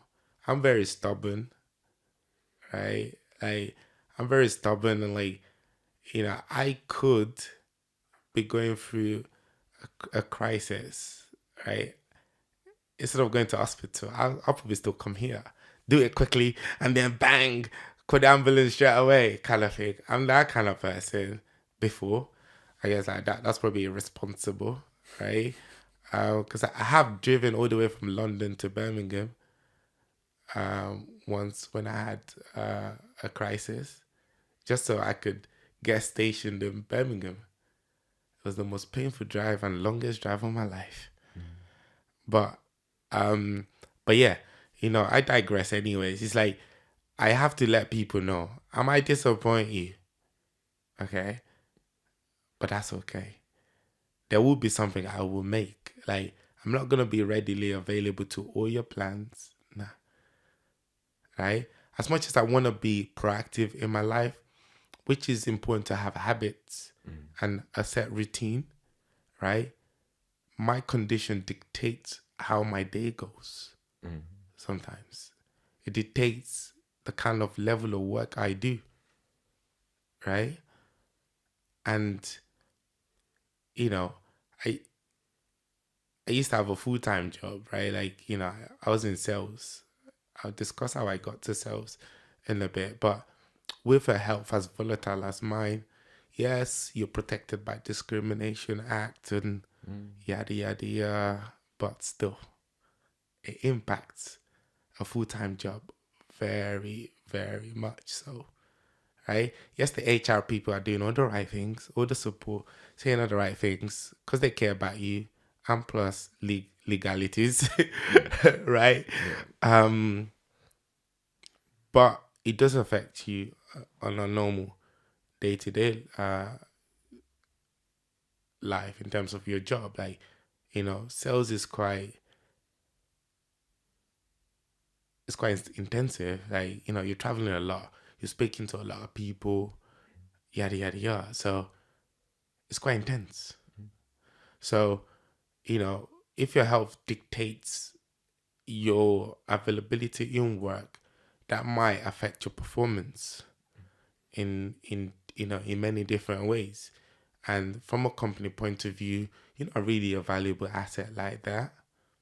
You might be doing well, but you're not reliable, right? I know it sounds so harsh to say, but you're not reliable, right? So, if we put two people going for the same promotion or job, for example, and you've got me, right? You've got me. I might be delivering, let's say, 10% more on my targets, right? And you've got you're delivering 5% more on your targets, right? Bringing enough the same thing to the table. You're able to show them that you are competent enough for the next level up, right? That's a two choice to make there, right? It's human instinct. It's not even like there is a purposely doing it kind of thing. You're like, yeah, Lewis is a safer bet. Not that you're not saying Adi is not suitable for the job, but you're like, yeah, right? It's unconscious bias in that sense, right? But you never take that to heart because it's just what it is. And you can't even blame the person because put in their shoe, I'll do the same thing, right? I say probably 8 times out of 10, people will do the same thing. So you can't even owe that. You know what I mean? So in terms of like that reliability issue is always there. And I've just learned not to be angry because like you never like think properly when you're angry, right? That's true. You have to drive that anger in a positive way. Like, I was angry when I went to the estate agent. I was angry when I signed up to school. I was angry at all these periods, you know what I mean? Like, you know, but I don't think I channeled it properly then. But now, like, I'm still angry in certain times, but it's just an emotion at that point. Then the reaction is different. So that's why I say it's more of a frustration than an anger per se. I can certainly relate to what you're saying there because obviously, again, I relate back to my epilepsy. Again, to letting people down as well. And within business, for example, what you said with sales there. And again, the podcast, we want to get as many people on. Yeah. You don't want to let people down, but the unpredictability of that.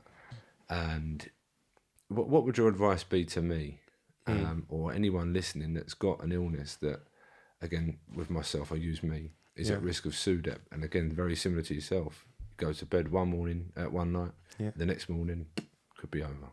Yeah. So with that in mind, what would your advice be to myself who puts a lot of pressure on and other people listening?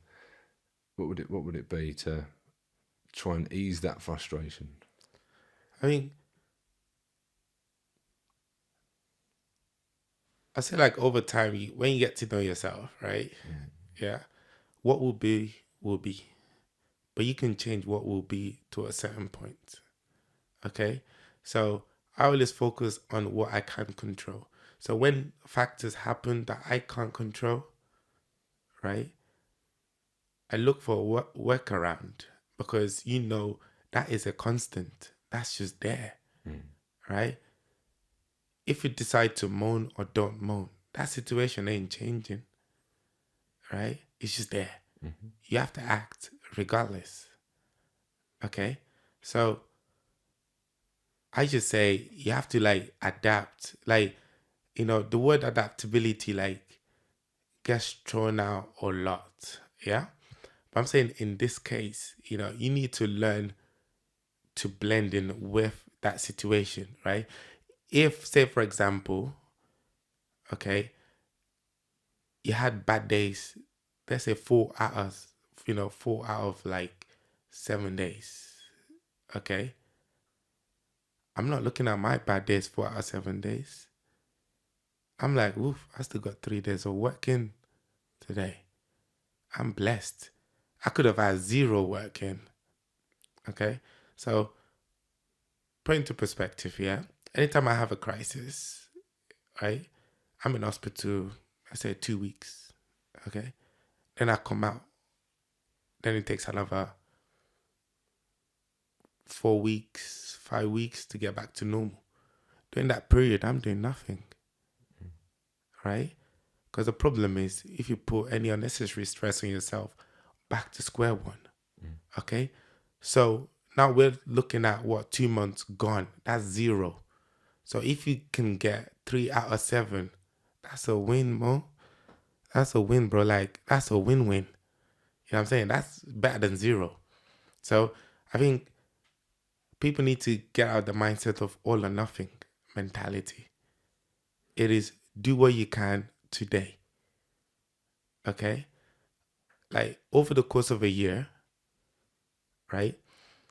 If you did what you're meant to do 40% of the time, you're still better off than doing nothing at all. Because you're still 40% there. That's just the way I choose to look at things. Okay? I don't want to look at, I could have done even more. No. I could have done even more in better circumstances, in perfect scenario. The world ain't perfect.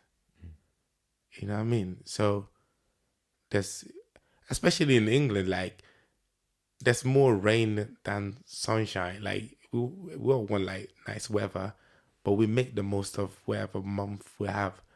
That weather is better than nothing, right? So you do that. And people adapt, they travel abroad to get an extra 2-3 weeks of sun. That's adaptation. You go there because you want more. So if your condition is there, that's your constant. You live your life around it, right? It would dictate what you do, how you move. But you just have to do what you can. So that's important of setting yourself reasonable targets, reasonable goals. Like,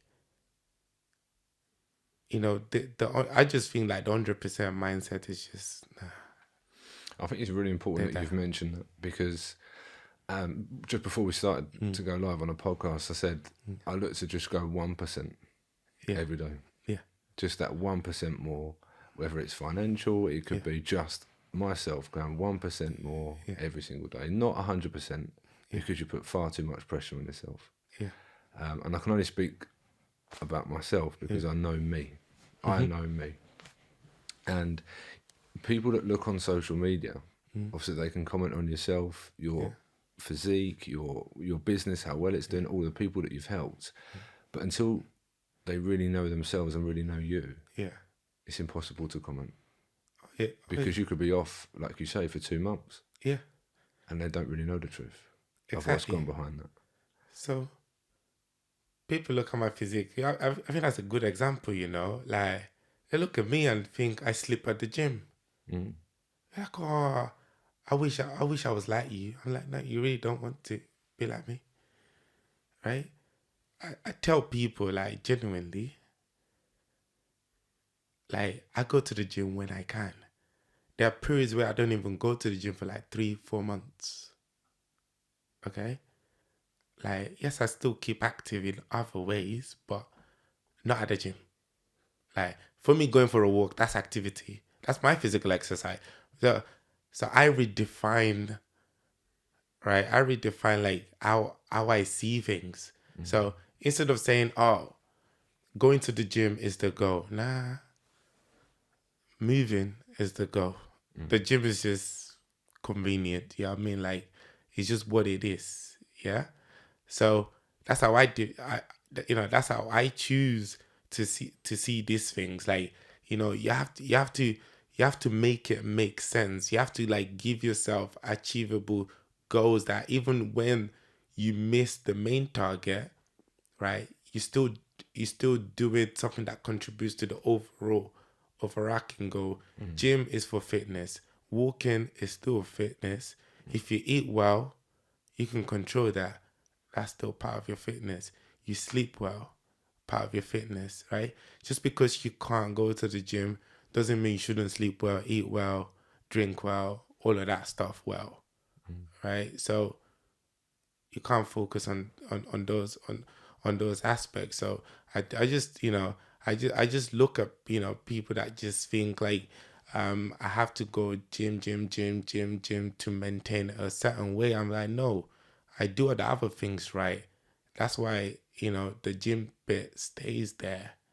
Like my physique, I look the same pretty much all year round. Like you know, and sometimes I think 2020 to now is my most consistent run at the gym. I normally go gym like 12 weeks in a year. Previously, like I calculated it. I think it ranges from like 10 to 12 weeks in total in a year. There's 52 weeks in a year, right? So you can work out the percentage of that. That's well, I don't know what the math says, but yeah, it's very Yeah, it's not a lot. it's not even 30%. It's not even 20% at that stage. So, and I'm happy with that. So that's what people need to realize. Like the little you do could be a lot. The little you do could actually go much longer than you think. And that's what I often tell people: is your focused attention on what you're actually doing. Yeah, That gives you the best outcome. exactly. And make sure that when you're able to do what you need to do, right? You're doing it like well.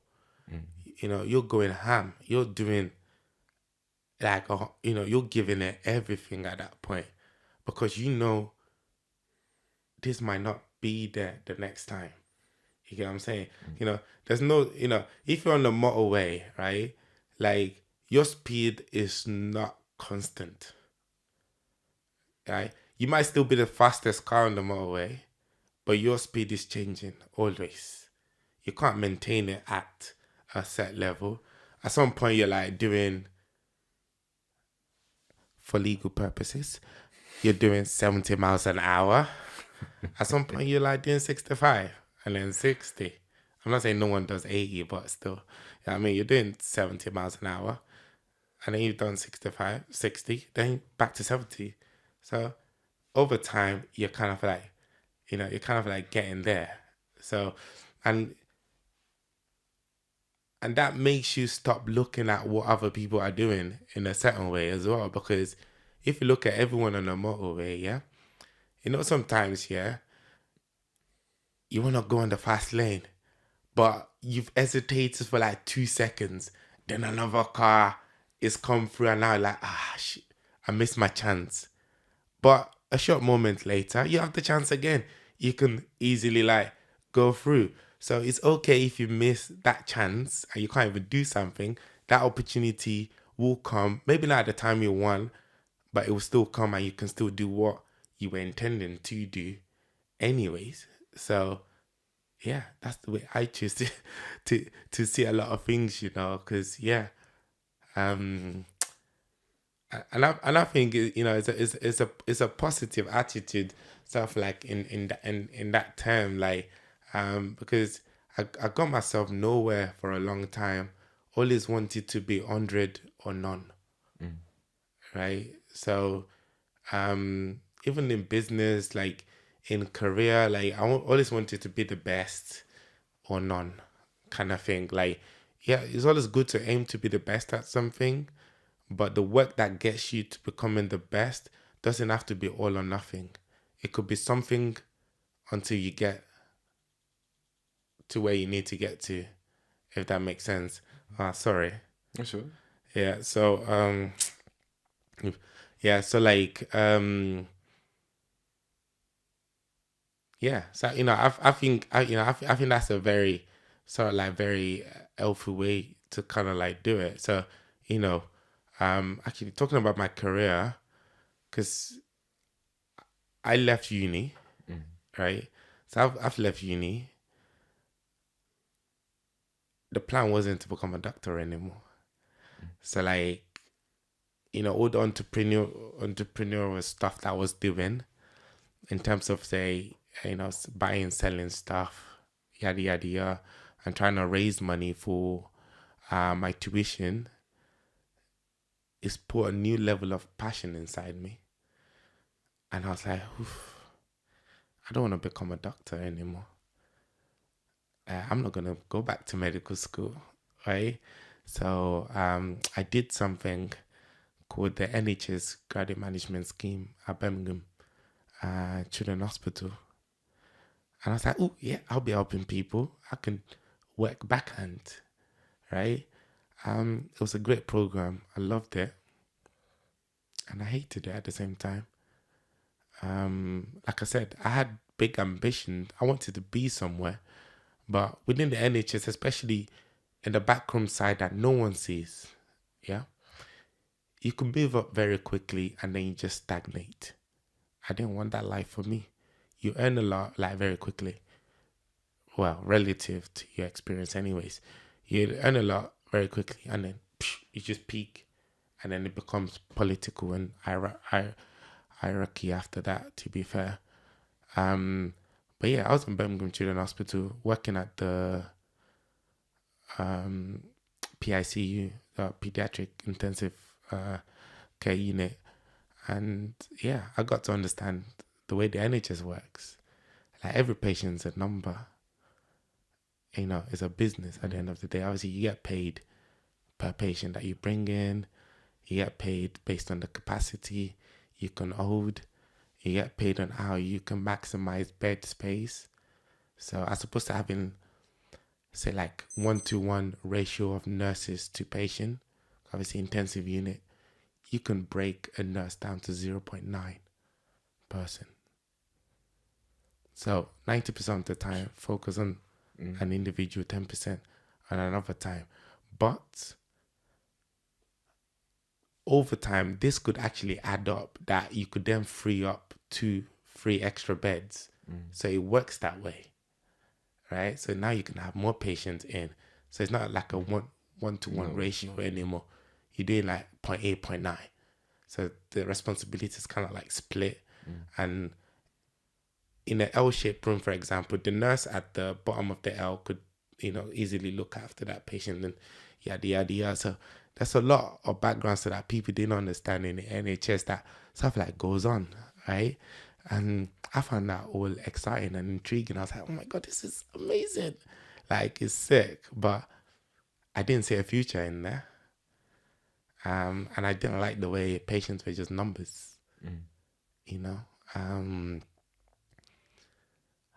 I think obviously this part might probably have to sort of like take it out, but like they looked at they look at patients and they're like, this child's got zero chance of survival, like long term. It's done, right? So we need to put pressure a bit on the patient, on the parents, like turn off this machine kind of thing, right? So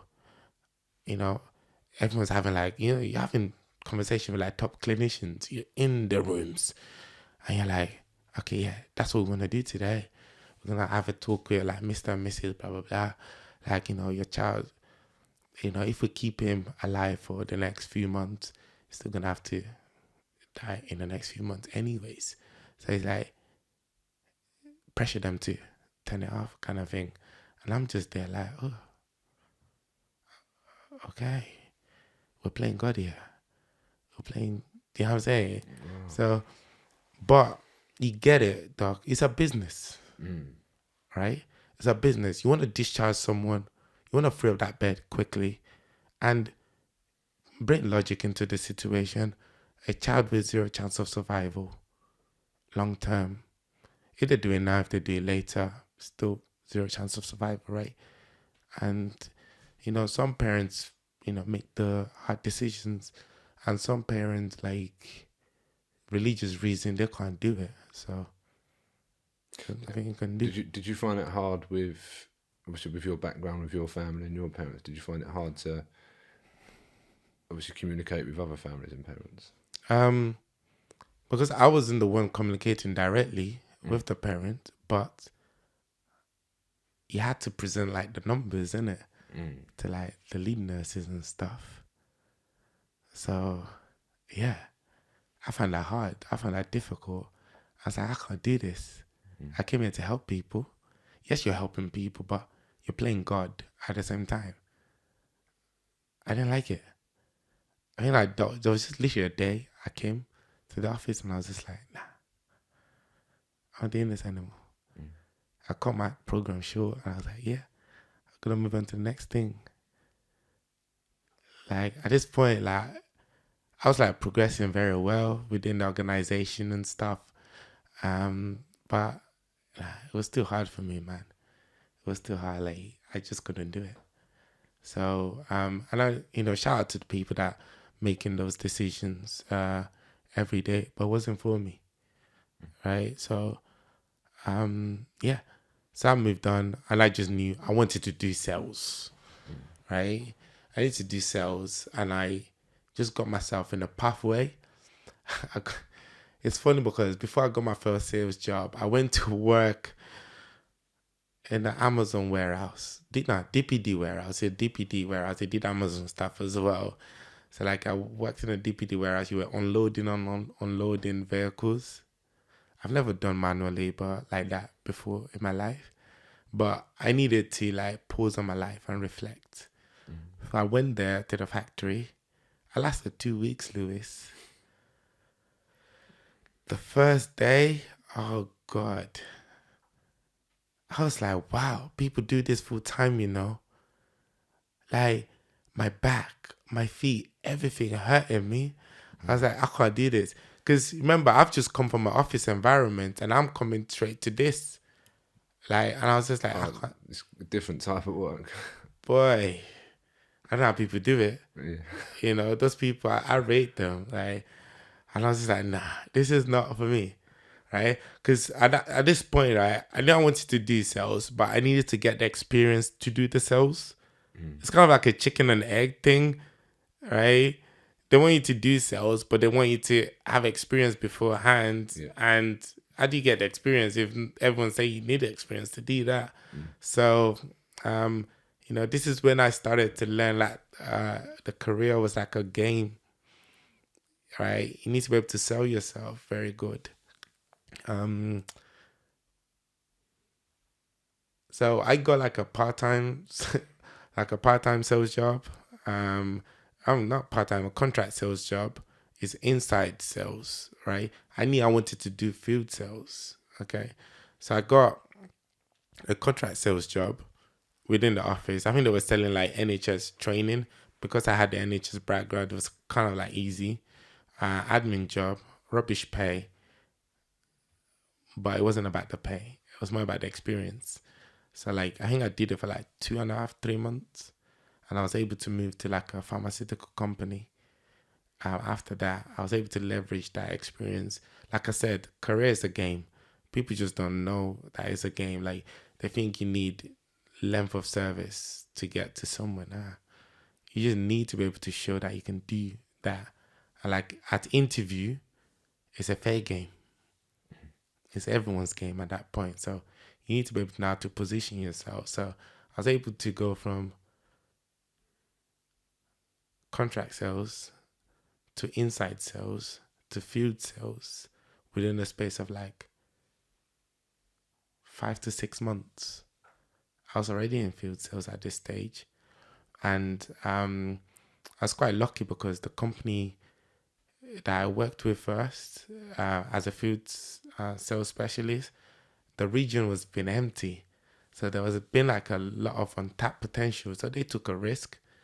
I didn't really care about the pay at this stage. And I was just like, just get me in through the door.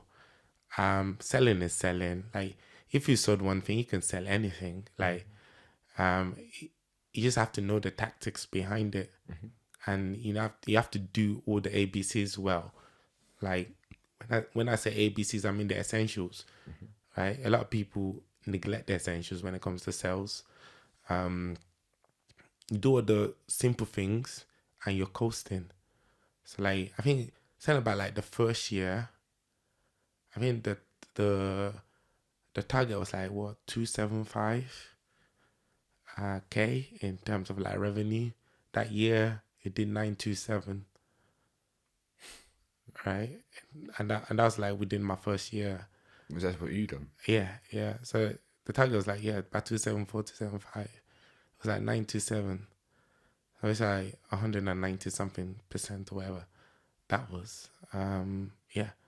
So and then I was like, woof, okay, I'm actually good at this.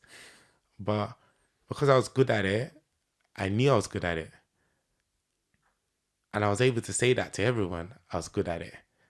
And I was able to then command and take a control of my salary path and my career at this point, and my commission as well. So yeah, I was with the company for like 3 years or thereabouts. Like I think I started off at like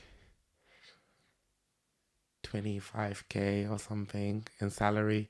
By the time I left there, yeah, we were chilling. So it was like 6 figures before then. So very short space of time. But I only brought this up, right? To emphasize like my experiences in the past, right? They've taught me that you just need to think and just do, right? If you overthink, you're done for. You just think and just follow the path the way it's meant to be. Don't overcomplicate it, just do it. It's very simplistic. So I applied the same logic to the job, and it's like, do the simple things well. Take the ABCs, right? And don't be afraid to ask for what you need, right? Or what you want, rather. I don't even know what you need. You don't even know what you need, but what you want. Don't be afraid, but be willing to have a trade. It's like a transaction and a give or take. Be naive. Yeah, that's the one. So naivety is your best teacher. Like I was in sales like 3 years, and every time I went to a new customer, I just joined the company. I'm very new to this. I mean, it's relative, right? 3 years is new. So I was always the new guy, a good icebreaker. Yeah. So everyone's got sympathy to you already. So, unfortunately I was made redundant from that job. Because I wasn't going to move to Nordic regions. Like I didn't even have the right documentation to move to the Nordic region. I was like, nah, no amount of money you offer me would take me there. Nah, I can't do it. So, but yeah, anyways, like I moved away from that, but the redundancy, I brought that, like that opened my eyes that life could be good and then it's all taken away from you. Bang. Don't get me wrong, I got a very generous package. Can't even lie. But it just showed me that, wow, someone else is in control of my pockets, You know what I mean? And I didn't like that feeling. No. I didn't like that feeling. And at the stage of my life, I was earning big, spending big, living life, doing life in it. So at this point, I was young, I was stupid. Like I was just bang, get the money. We're out here. It is what it is, Buying cars I can't afford and stuff like that. Like, you know what I mean? Because why not? But it did teach me a lesson, right? And then, I had to humble myself again when I got back into another job, right? Because at this point, I had like almost a year. About 9 months, almost a year actually. Yeah, almost a year, right? So like of just plotting the next step, right? So I just got my next sales job. Then I had to because once you know how to sell, like it's not a big issue. So I worked for a biotech company after, And during this time, I already sourced out the formula of sales anyways. So for me, it was coasting mode. And like, I always make sure I did like 20% over target, 25%, right? You could do more. They didn't know you could do more, to be fair, but I felt like you could do more, right? And because the company, very big company, they were around since like 1890s. So they had a very strong customer presence, a big contrast to the previous company. So when I went to this company, it was like, oh, this is good, right? So I was able to like, I worked hard, I worked hard, but like I went on cruise control after a while, right? And the reason for that was because my performance wasn't really directly correlated. I mean, my effort wasn't really directly correlated with my earnings. But if I'm doing what they want and I'm giving them even more than what they want, for me, that was sufficient enough. And that just gave me a plan to start working on other stuff outside of a 9 to 5 because I like a 9 to 5, I love it. Right? I love a 9 to 5. I don't know why people hate it so much. I don't know where the stigma comes from. But to me, like obviously with my health, with everything else, like I need to start reducing the amount of things I can't control and increase the amount of things I can control. Right? Depending on someone for a salary, I can't control that. Right? So I just made the tactical decision that okay, I need to start fending for myself. Right? And I know from your job, obviously your earnings are always gonna be capped at some point, regardless of how hard you work. It just is what it is. It's gonna be capped, and there's nothing you can do about that. So from that point of view, I just started to make the moves and do what I need to do. But like years previously to that, like since Facebook days, like MSN days, what was that other website? There was MySpace. there was MySpace. Yeah, it's MySpace and Bebo, Oh wow. right? Yeah. Like I used to. This was back when I was sixth form. I used to like. I didn't know I used to express myself in those platforms. I used to write like my feelings and my thoughts. I just to write it. Like even now, you see my pictures. Like you just see a caption, bang, it's there. Like, but I've been doing that since ages, right?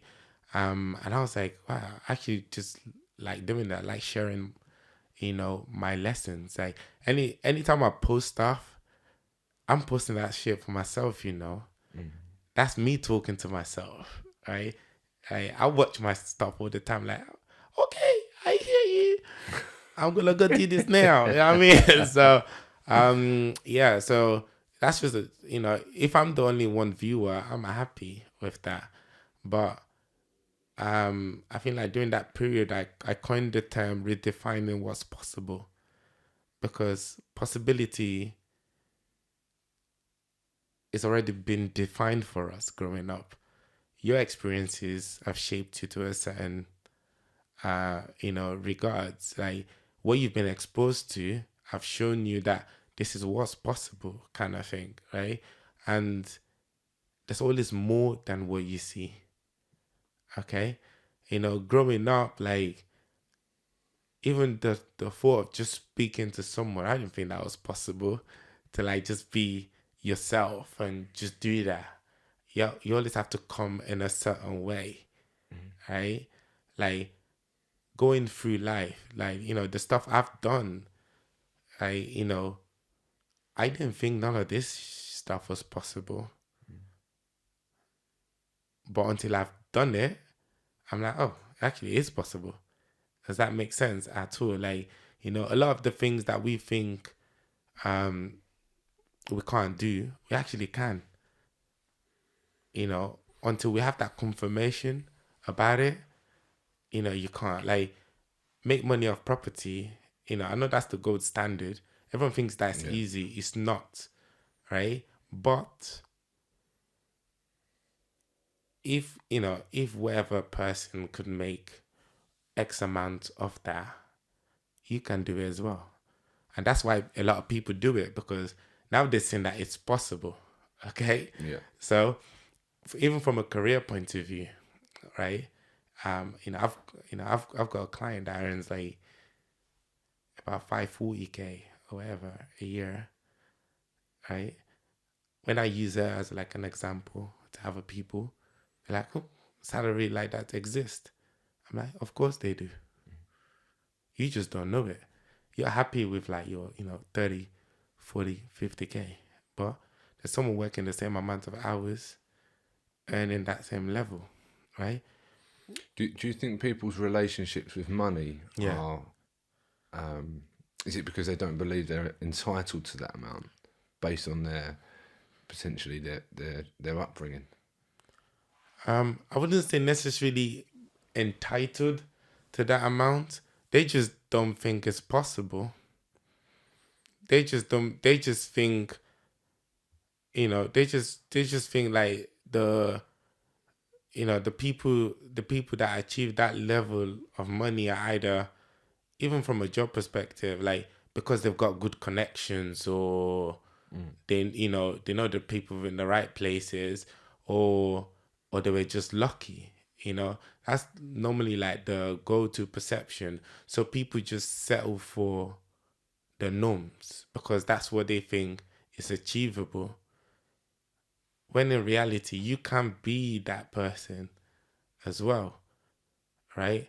And it's because people overestimate the amount of work required. I remember when I made my first 100,000, which is apparently the hardest thing that you can do, and it was hard. Yeah. Like, there's a lot of hours that went into that, Yeah. but it took a long time for me to believe that I deserved £100,000 Right. Okay. because of where it's not where I came from. Yeah. It's what I believed I was worth. Okay.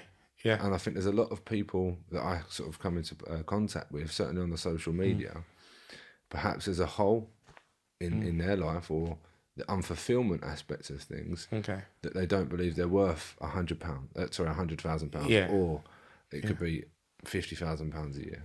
Yeah. I don't know if you've ever experienced Yeah. I think I get what you mean now. I get what you mean now. Like, in terms of like self-worth, that's very important. Your earning potential, I think, is based on how you see yourself. Yeah. Right? Like how valuable you are, right? Whether you're a business person, entrepreneur, or even a career focused person, your earning potential will always be determined by how much value you give yourself, right? So, when I said like, like when I did like a small office sales job and I was able to sell it to other people and say, I can do this, right? That's belief, right? I sold that dream to them because I believed it, I embodied it, right? So if you act like the person that deserves that money will come to you because now you're doing the things that you're meant to do to get you that money, right? So I don't think like, everyone has a God-given right of some way, right? But why wouldn't you want to earn more with the same amount of effort? I just don't understand it sometimes, but I do understand it on the flip side as well, because they're coming from I'll say from like a limited mindset viewpoint, because they probably don't even have that many examples of people doing it, Yeah. right? The lady I gave you an example of, right? She was stuck on to be fair though, she was, I earn her very relatively young, 110, 120 very easily. But to her, that was the pinnacle, right? And, within like a 3-4 year period, suddenly we're talking stupid amounts, okay? She's making more money than a lot of entrepreneurs, like, Yeah. doing a full-time job. Yeah. Does that make sense? So like, Yeah. And she only got to that level because of her exposure, right? Exposure to other people around her. I'm thinking, oh, wow, that's actually possible, right? But people don't know that though. They don't know that though. They just like, if I have a group of friends, I think that's why that saying, like, your network is your net worth to some extent, right? If everyone in your network is moving in a certain way, right, you're not going to be the odd one out because you want to know the secrets of everyone. And because you're always in constant dialogue with them, you're going to suss it out and take it in as well. And you use that to elevate yourself. And that's a beautiful position to be in. You get what I mean? So, yeah. So I think, people always need to look outside the scope, right? Which is what I'm trying to teach people. Like, money is very important, but money is not everything at the end of the day, right? I don't teach people how to necessarily like make more money. It just happens, right? I teach people how to see that there's more to life than what they currently see, right? And unfortunately, money always jumps in the front of the queue, and people have this perception that I need to make more money to be happy. I was like, number one, you don't even need to be happy. You just need to be content at a certain level, right? And you'll be happy with that. If you're only striving for happiness, you'll make yourself sad eventually, right? Because happiness is not a destination, it's just a process. So if you keep doing more of stuff that make you content and fulfilled, you'll be happy with your life, right? At the end of the day. So, I tell people like the money comes later, because everything I do, I say it starts with you. It could be your mindset and how you view yourself, right? I personally think I'm the business. You know what I'm saying? Like, I'm the shit. That's what I tell myself all the time. You know what I mean? I command wherever I want. That's my value. That's my worth. You know what I mean? So, and I just think I'm just unique, and like no one can do it like I do.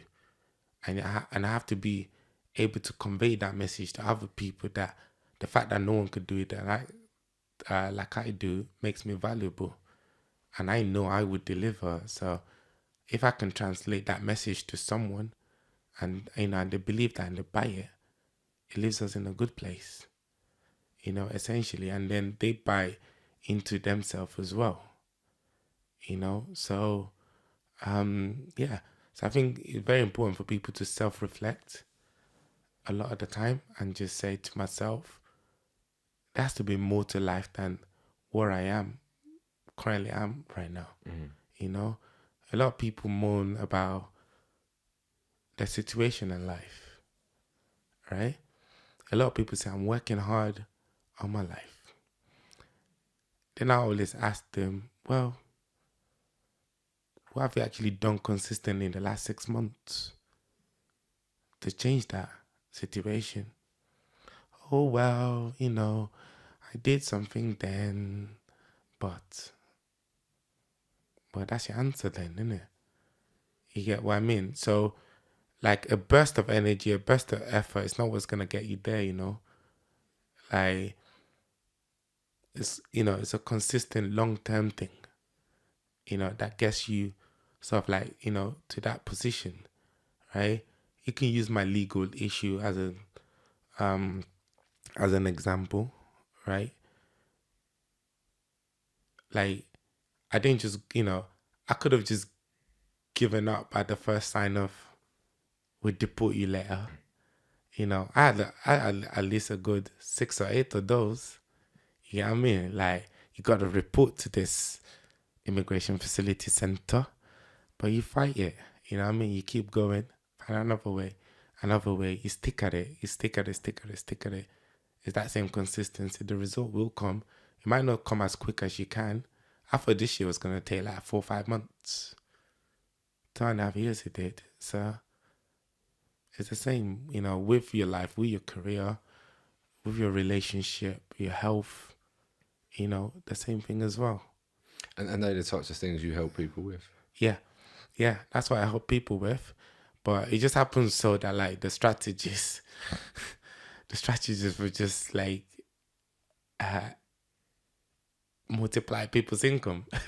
It's just it just happens as that, and that becomes like my marketing sheets now, which is like, I will 5x or whatever your income, but in ideality, I'm improving you as a person, right? But people want to see the results, that improvement of yourself, or your definition of possibility, what that actually does to your life, right?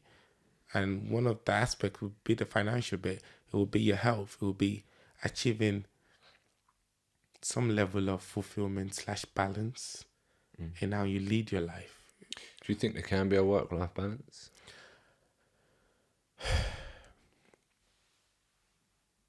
I say work-life balance is kind of like a myth in a certain sense, right? 'Cause I just think, because personally, work is part of life, innit? Right? I've never seen any very successful person, saying I want to retire at a certain age. They're working till like, even, they're like 80, 90. Like, Warren Buffett is still working. I'm saying, like, they don't need to work, but they work because they've achieved that level of balance in in their life, that their work is not really work no more, right? People that always scream work-life balance because they're spending too much hours in their workplace and not paying enough attention to other pillars of their life, right? Your life is your health, relationship, your spirituality, mentality, health, fitness, whatever, right? Like, if you dedicate enough time to each individual aspect, I'm not saying give everything equal attention. No. If you're spending 7 hours or 8 hours a day at work, right? It could be that your 1 hour at the gym, right, could actually be as valuable as 7 hours at work, kind of thing. You could tip that scale like that. Or 2 hours to yourself a day could be what you need, or an hour and a half or 3 hours for your partner could be what you need to tip that scale. So it's up to you to find what works for you, and you can only find it if you're actually actively working on it. Does that make sense? Like, if you're not working on it and you're just letting life happen to you, which is what majority of people do, especially in the workplace, right? When I was working, I was always going to work with a smile on my face, like, another day, another day, another day, right? I'm not looking forward to Fridays or Tanga is the weekend, nah. Because a job is just part of what I need to do today. And I know I've got other aspects of my life that I'm going to work on as well. So you never actually quite feel overwhelmed, right? You find a lot of people are just overwhelmed with work, right? And the reason for that is because they didn't do anything else. There's obviously the famous saying, 80% of the time is spent at work. So what are some of the habits that people can put into practice now? Yeah. The right person to speak to is yourself, to balance those pillars. So personally, I would say, like, a routine is very important. Especially when you're working, because you don't control your time, right? Your time is being controlled for you.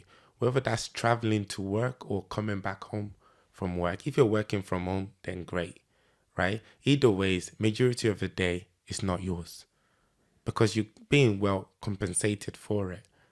If you're getting paid a decent wage. I always tell, especially career professionals, that, like, you yourself, you're a business. You might be working for someone, right? But you're still the CEO of your business as an individual. You're the one that's decided to get the job. You're the ones that's decided, well, this is the pay that's acceptable. You're the ones decided I'm gonna give this company 7 or 8 hours of my time every single day. And you can change that at any point in time. But let's say all things being equal, you've accepted that as a given. So you need a routine to say, I'm gonna sleep a set out hours a day, right? So let's say you're sleeping 7, 8 hours. I would say nothing less than that.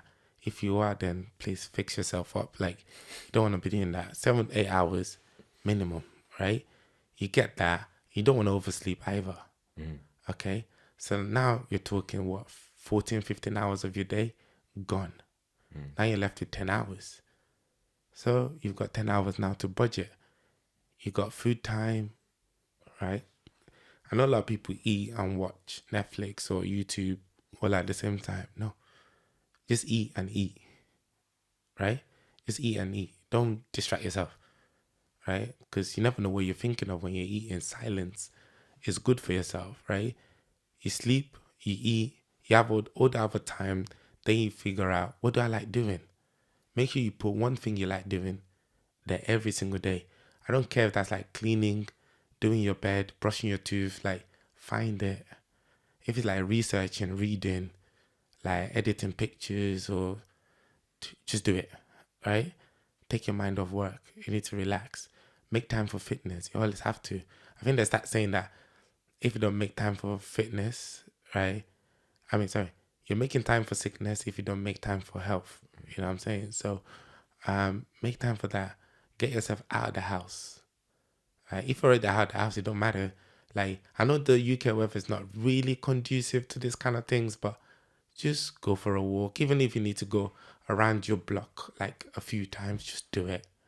You know what I mean? Like, all these little things, like call someone every day, right? Or message someone and just have that conversation, right?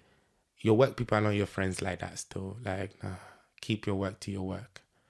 You know, they're there. You're nice to them, right? And yeah, you kind of like, try to keep things separate and pay attention to the things that matter. You have to find what matters for you. And this could be a long process, Like, it could take you like 6 to 12 months to find exactly what you like doing, the things that you like to fill your time with. But you've got that amount of time. And if you're not happy with your salaried income at that point in time, you have two decisions: move up, or you just get something else to supplement that. And you can put that time, your free time, into learning how you want to do it. When I had a full-time job, I woke up consistently 4 o'clock every single day, right? I'm starting work at what, 8:30. So I'm waking up at 3:50, but 4 o'clock I'm ready, man. So I've done a lot of work before, and then after work as well, I've got stuff to do. Yeah, what I mean, and then I sleep. Repeat the cycle, repeat the cycle, repeat the cycle. And even if you break the cycle, it doesn't matter, right? Just go back to it again as soon as you can. You don't want to diddly daddling around. Like, you don't want it to be like 6 months later, oh my God, my cycle is still done. But yeah, so that's what I normally advise people to do. That's how the balance comes. That's how you will achieve the balance, kind of like eventually, right? So I think, especially for me now, because due to the sickle cell now, like, I think I talked to you about this. Like, I started chemo 20 2021 June. No, yeah, June 2021. I started chemotherapy then, and that was because with age, sickle cell kind of like gets a bit more aggressive and stuff. So like, my regularity in the hospital was just too frequent, right? Your body's like a mileage, right? It's like a car, sorry. And the more crisis I have, the more mileage I'm racking up, kind of thing. Because all my organs overtime, right? The more crisis I have, the more overtime they gain. So they put me on the hydroxycarbamide, it's like some form of chemotherapy drug. Like, my body's still getting used to it. It's still not quite there yet. Unfortunately, I've picked up a few of the side effects which I don't like. Like, the major one being extreme tiredness. I'm just like flaccid a lot of the time. Like, I can't function properly. I can't do much properly. So that makes it even more important for me to have a routine. So like, I review my day every single evening and morning, right? Before I go to bed, I plan what I need to do. Once I wake up, I plan again. Because how I slept is now I've woken up. I look at my day and like, I still wake up same time. 3:50, 4 o'clock, I'm there. I wake up and I'm like, I haven't got the energy today. You know what I mean? Like, a previous version of me would have forced myself to do stuff. I just made myself worse. But now I'm in a position where I'm like, oh, that can't work, right? Let me do what I can with this energy and make it work sort of. You know what I mean? So when we came on to, all or nothing mentality, that's why I said I accept the bare minimum sometimes, because that's enough. And the days I can't even work, I do other stuff. Whether like I've just got, audiobooks or like podcasts and things. I'm doing stuff, but it just might not be what I want to do, but it's just something else. So, and that makes me still feel like I'm being productive. So, has your illness ever impacted your relationships with anyone? yeah. You're talking about partner relationship, right? Like, yeah. So, funny enough, actually, okay, let me put it this way. So, because of the condition I've got, right, I had very delayed puberty. Again, like I said, I was yay tall, right? During that time, my malnourishment period didn't help me, but I didn't have a growth spurt until I was almost 18, right? So, so at that point, like, and I think because of my life circumstances, I didn't really have time for girls or anything. Like, I think I went on my first date when I was 21 or 2. That was my first ever date. Right? So you can see like my priorities went that at that point. I wasn't even talking to anyone. So, and it was a new experience for me, but I didn't really know like what the rules or stuff was. Like, am I meant to tell you what's going on, or do we just kind of like figure this out? You get what I mean? So, so like I feel like during my younger years, I just never shared much. Like, and I think because mentally I just wasn't there. Like, I was just emotionally unavailable. But like, in recent years, I've got a partner, Patricia. Very understanding, woman. Like, and I love her for that. Like, we've worked really hard to get to where we are. I think I remember the first time I had to tell her my situation, a conversation. And, bear in mind, like, with my condition, I can't just date anyone as well. Like, even if I date someone I like, right, I still have to make sure that they're not carrying any recessive gene. You know what I'm saying? Like, okay, you're not carrying the gene, then we're good, kind of thing. You know what I mean? So, I've had to explain to her, oh, yeah, by the way, this was before I started chemotherapy, by the way, like, I have sickle cell. I mean, no biggie, like, I'm always in and out of hospital, but it's okay, right? Because before Patricia, I was always used to, like, I'll be in hospital for weeks and stuff. My friends just know that I disappear. And I come out again. And I'm like, I'm fine. Oh, by the way, I was in hospital like 2 weeks ago. Yeah. That was the attitude I had to my condition then. But with Patricia, like, I was more emotionally mature at this stage. So I've gone to her and said, I got sickle cell, by the way. My arteries and my veins get occluded and I just get a painful crisis and no biggie, right? And she's like, okay, I never heard about the condition, but okay. When I talk to people, I'm very like,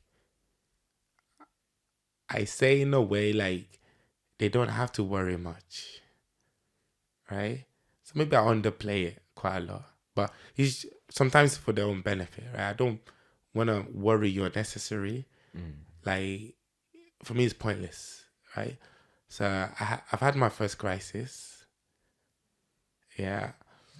Like, it just started randomly. Because, like I said, I literally could be fine now and I could be driving home and something just pops. You know what I mean? So, like, we're just having a lovely day and the crisis just started. And I was like, I'm in pain. It's not dying down. Because with crisis, the pain gets progressively worse. Because once you get blockage in a vein, your immune response to that. You get more inflammation. They send more blood cells, and because I've got a higher percentage of unhealthy cells, they're like clocked together even more, makes it worse. Go to other sides, blah blah blah. So we've been waiting. The pain is getting worse. I've done all the home therapy stuff I can do, and I'm like, oh, you're gonna have to call the ambulance, right?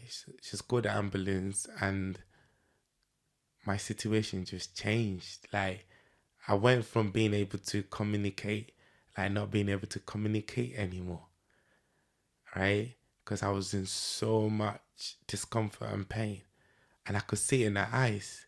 She started crying, and because she was crying, I started crying too. And I was praying the ambulance could take me away as quick as they can. Like, and at this point, they've come in, like they give you, there's limit to painkillers they can give you at home, right? Those don't do nothing really, but they calm the situation down, right? And at that point, obviously, she helped me pack my suitcase and stuff, because I always have like a emergency suitcase packed, because you just never know when you gotta go. Like, you just put the toothbrush and stuff in there, and the clothes are there. 2 weeks supply, bang, you're done. The ambulance has come at this stage. They've put me in the whatever thing there, and like obviously because they can only give you a set amount of morphine. I'm on the way. Like, I need way more than what they can give me. But at least it calmed the situation down. And they've like calmed that down and say, oh, no, it's fine. It's going to be okay. It's going to be okay. And like, I could see the fear of God in her. Like, I was like, oh, this is not good. So I've told her, don't come with me with the ambulance, right? Just go to work. And I'll let you know where I am. Like, she wasn't gonna go to work, and I was like, no, just go, because I know the worst was still gonna come after that period. So, and I was just like, please take her away, right? And because obviously over time, because of the over morphine usage and stuff, like my bladder goes into retention once I have a small dose of morphine, and then they have to like catheterize me. So anytime I'm in the hospital, I always have assisted weaning methods. So not comfortable. And I didn't want her to see all of this and like all the injections, because they're pretty much injecting me every hour on the dot till that kingdom comes. But they do like a concoction of morphine and some other stuff, and they just mix it all up together. Like, it's strong stuff. Like, I'm high for like 2 weeks straight. Like, I'm floating. So yeah. So like, she's come to me like after she's come to work. At that point, I'm a bit stable now. The pain is not under control, but it's better. Like, I just told her like, I'm so sorry. Like, unfortunately, you will have to get used to this. This is what this is. So this was a learning period for her. Like, she was emotional for the whole week. For the whole week, she was very emotional. She didn't know how to react. And I was just like, I'm not gonna die. It's just procedure standard. But I'm crying, but I'm calm at the same time. Right? But she can't process. I'm like, oh, no, I'm only crying because of the pain. Like, there's nothing I could do here. But it's okay. So, I've got discharged, a couple of weeks later. And yeah, so we had the long talk, conversation, and said, oh, I did tell you. And she's like, yeah, but this is not what you told me.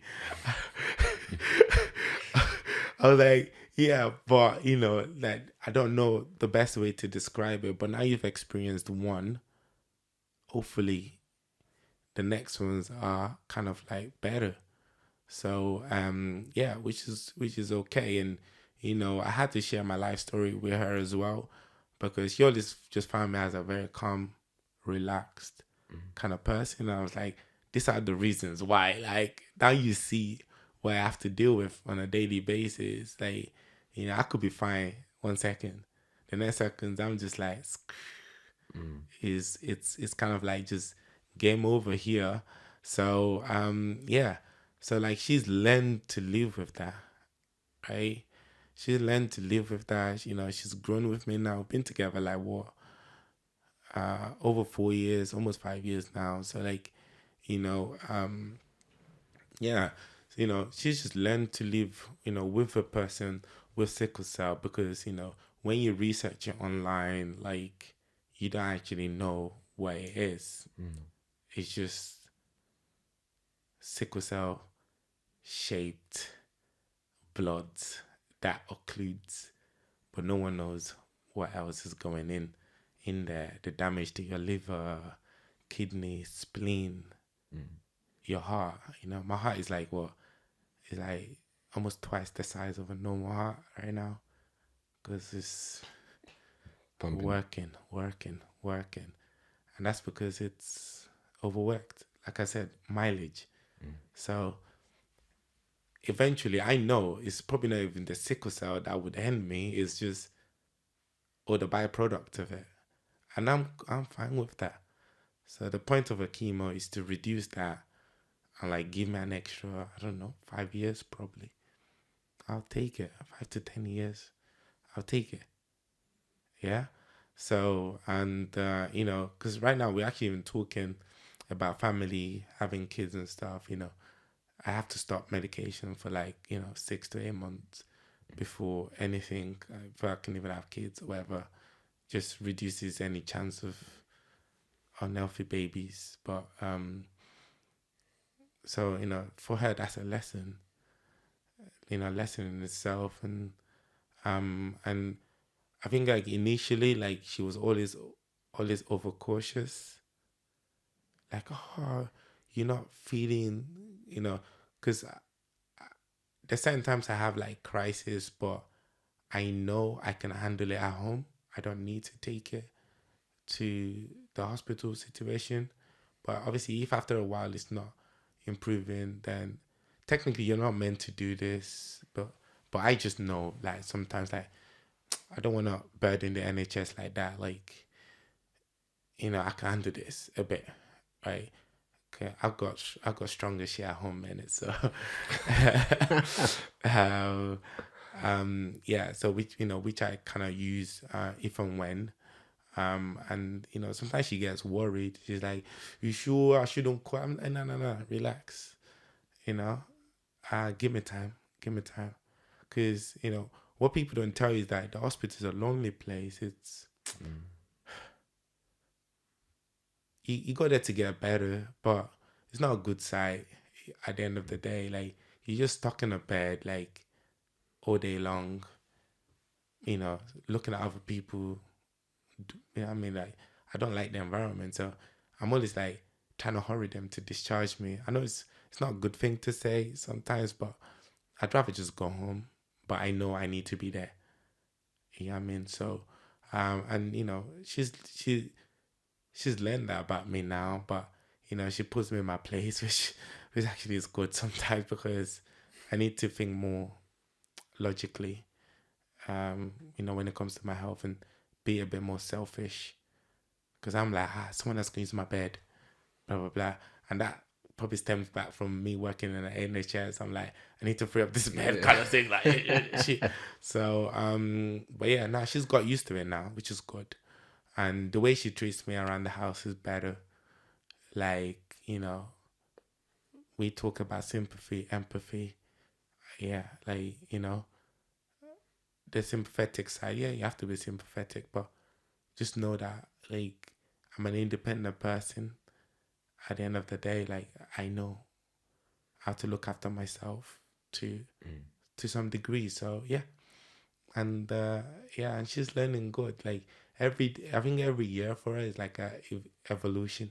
Yeah, and she likes it. So, good. And also with the clients that yeah. you've taken on, have you had any sort of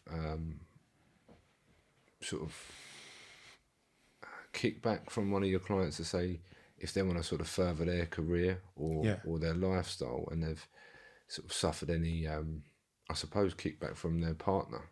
Has that ever been difficult? Have you ever encountered that? Yeah, so like I think part of what I do, when it comes to like the redefining what's possible, is like we look at every aspect of your life, right? And if your relationship is part of that, right? Obviously, I can give you advice. I'm not a relationship expert, but I tell you how to be the best person for yourself, and that in turn will hopefully like translate to your kind of like relationship. And not everyone would get why you want to do what you want to do, right? Not everyone would get why you're gonna suddenly have less time to spend with me, or why I'm so tired, or whatever, right? But you need to be able to communicate that with your partner, and say, I'm about to embark on this journey, right? And this will probably benefit us in the future because of so and so reason, right? It could be I will be more happy with my job. I will have better stability, which will positively impact my mental health, or I'll be able to provide for us more in the future, or our possibility improves, or we can buy our house, or whatever like that. So, I preach openness with your partner, especially anything you want to do. You have to be very open. Like, they need to know what you're doing, right? Because if they know what you're doing, when you're acting outside your normal realm of outside like your normal pattern realm kind of thing, right? They know that, okay, something is different, but I understand because he told me he's doing this, or she told me she's doing this, right? And yeah, so you have to move with them. But if they don't understand, it becomes a bit of a problem. But it's up to you to find a way to communicate that. Like, no one would ever stop you from wanting better for yourself, right? No one can stop you from bettering yourself, as long as you explain to them. Like, if I tell you, Louis, like, I want to do this because I want to be better, or in a certain way, right? You will find a way to understand it. You might not even get it, but you still be supporting it because it's good, innit? Right? And for them as well, as long as you don't treat them any differently, and you're treating them even better, then it's all good. So, when we talk about balance, then one of the things you'll be doing in that case is actively making sure that you're slotting in those time frames every single day, to show them the attention that they deserve. Like, I'm not saying give them unlimited hours, but make sure whatever hours you spend with them counts, right? I'm not saying absolutely, like, oh, I've only got 2 hours with you today. No. You just be like, I've got, a couple of hours there about. If it's 2 hours and a half, 3 hours is fine, right? Like, but you make the conscious effort to say that's what you want to do, right? Your partner will support your dreams. You know what I mean? So, when you're working too hard, they would know and say, nah, you need to relax, go to bed, kind of rest, right? That's support. And yeah, and you have to teach people how to support you. You don't just expect them to just have a magic wand and be like, I'm going to support you this way. No, you teach them. I think that's very important what you've just said there, but also for you to accept the support and help. Yeah. Because Yeah. quite often we fall into this pit of not accepting any help or support, Yeah. male and female. Oh, yeah, 100%. You have to be very vulnerable, Yeah. I don't know why people frown upon vulnerability like that. I think maybe because they feel exposed. But so what? Like, be vulnerable.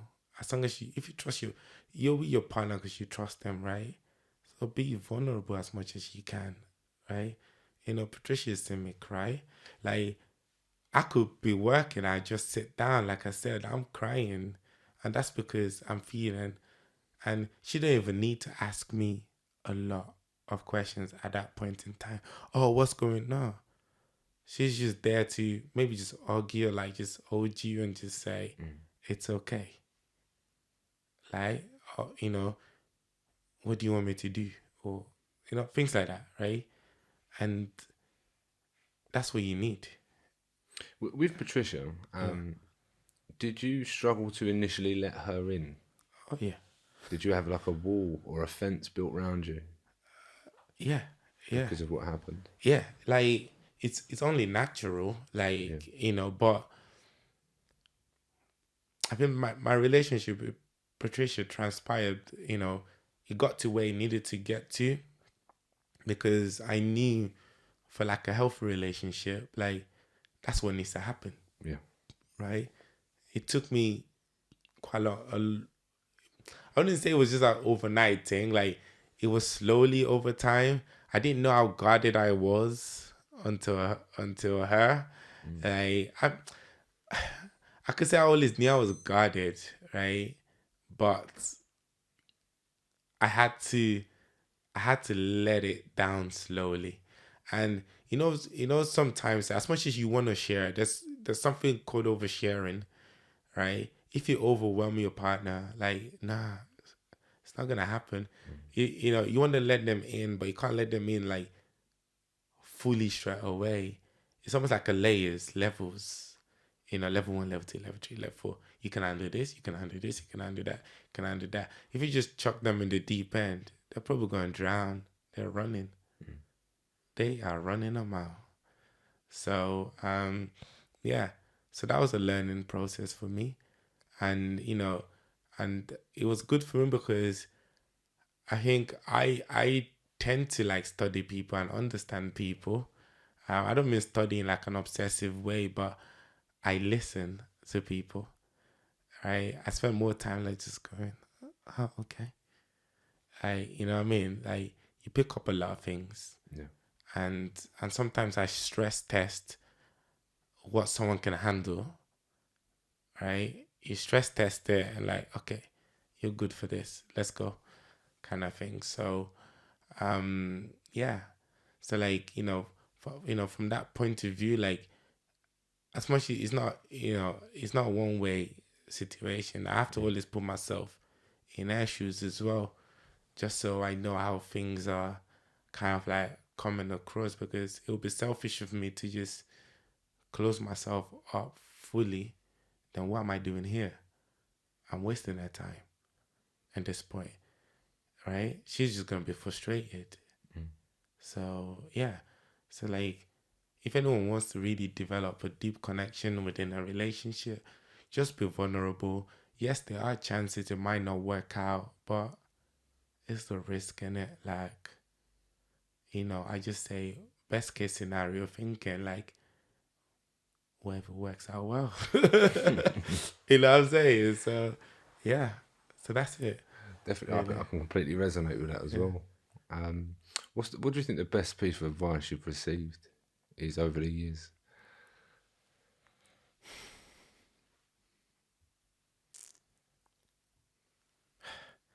I think I've received so many like pieces of advice. I'm just like trying to. Should be on. Sorry, man. That's fine. So like I think I've received a lot of advice over the years. From sort of like various people.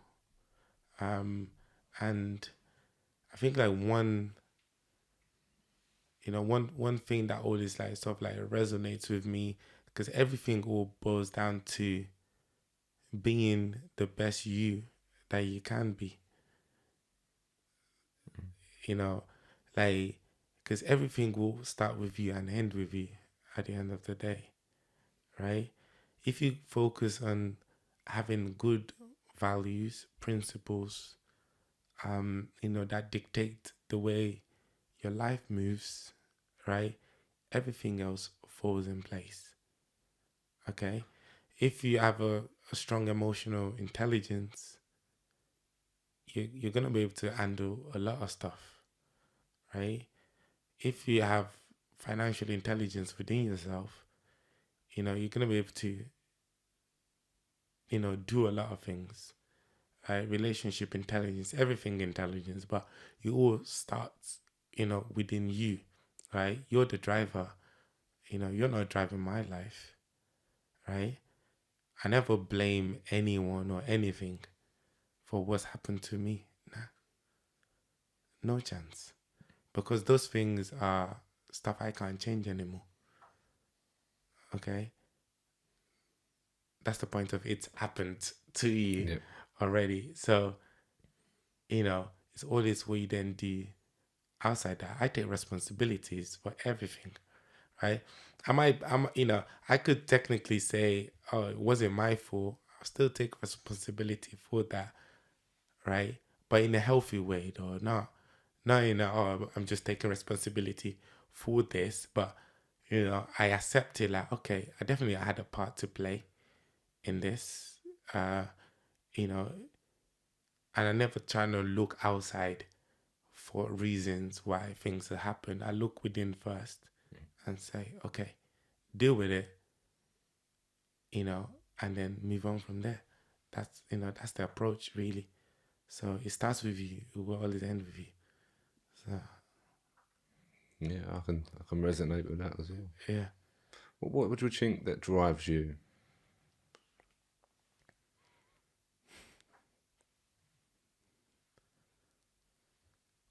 I'll okay. So right now, what drives me?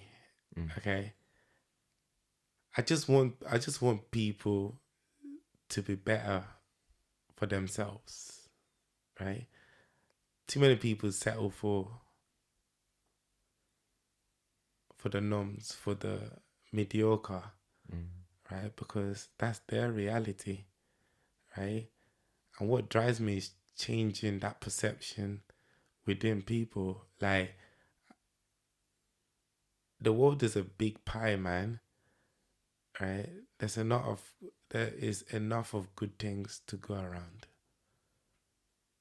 if that makes sense. Because we live in a world where, like, whether you're even talking about successful relationship, financials, all of that, right? These people always fall within like the top 1% or something like that, right? And people just accept that, well, I can't, I am the 99%. It's fine. I'm not saying that's not fine if you know, if that's what tickles your fancy, right? But why can't you be the 1% as well? Does that make sense? Like, I think it goes back to the point of like the people deserve or think that they deserve to be somewhere there. And I want to help people change the perception, because deep down they know that that's what they want, but they just overestimate what it takes to do what they want to do. So, and that's what drives me is, you know, stuff like, get to that position. So, like, because it's got me this far, essentially, right? the belief that I can do more, I can be more, right? And that's what's got me this far. Without that, without sort of like that belief in myself, like I would have limited myself to where I am, right? You know, um, what do you call it? Like, September this year, became British citizen, which amazing. I've never seen freedom like this in my life. Like you can travel everywhere. I'm like, what? I don't need to go apply for visa. I don't need to do a police check. I don't need to do CRB checks just to travel. Like I can come back from a country and don't get detained for 2 hours in an immigration room being questioned about how I afforded the trip, what I went to do there, blah, blah, things like that. But, like you don't get to that position if you don't believe that it is possible. You can do it. Like, and, I think in a way you have to be a bit crazy, but there's beauty in craziness. So, yeah. So, yeah. So I say that's what drives me, that want and need to be more. Where do you think that comes from? I was actually thinking about this the other day, right? So because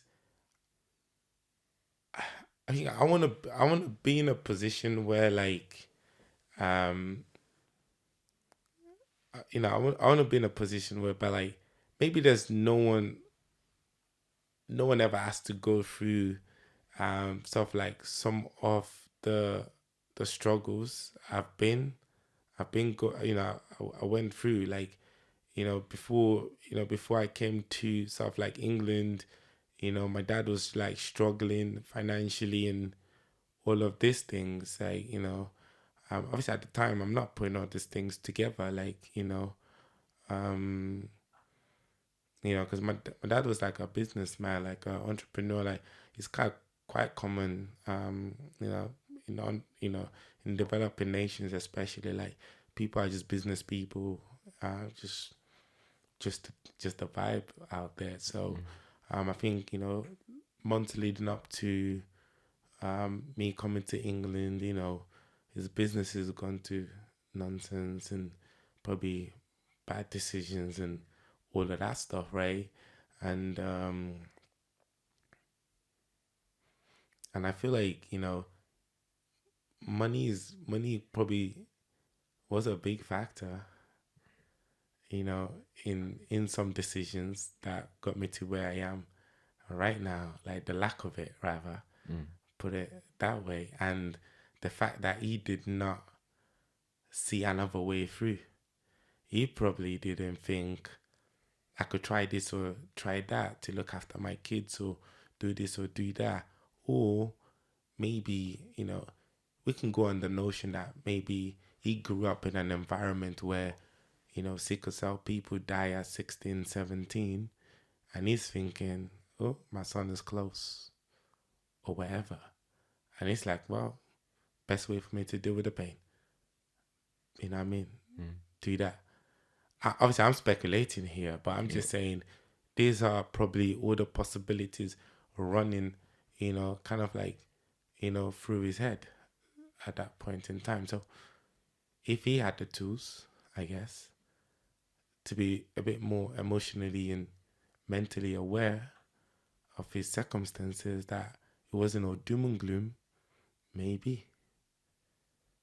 Does that make sense? So, so he can say probably everything I do is is probably a way of preventing. He say, I wanted to become a doctor because,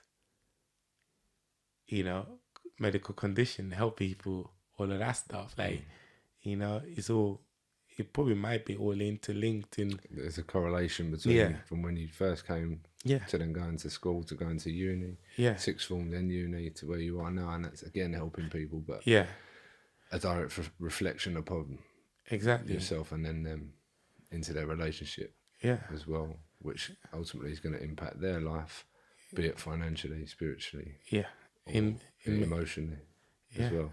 exactly. So like, in many other ways, yeah. Which yeah, I mean it's amazing. That's what fascinates Yeah. me is the why behind Mm. what you do, Yeah. and quite often it's linked to what's happened at the very beginning, Oh yeah. within the first couple of years, or Oh yeah. a trauma that's Yeah. happened to us. Yeah. Do you have any regrets? Um okay. I think it would be very cliche of me to say I don't do regrets. Yeah. Right? And that might be true in some sense. Okay. So like I think like the regrets could probably, be I was angry for way too long. But they didn't know I was angry. I was fine. You would have seen me regular. I was walking on the street like a normal person. But deep down I was angry. I was frustrated.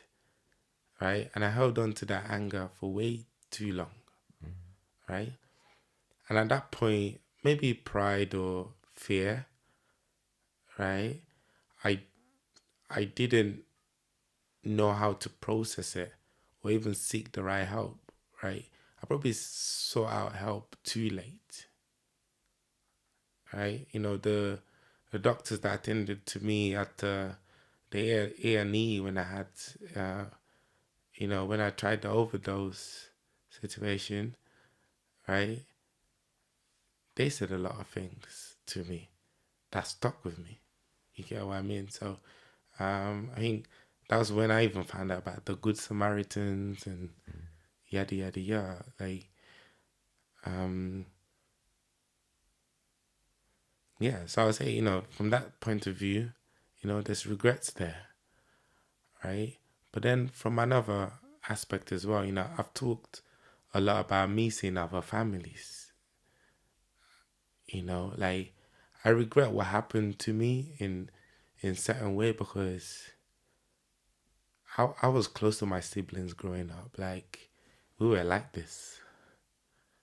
You get what I mean? Like we were almost like best friends kind of thing, and I don't have that.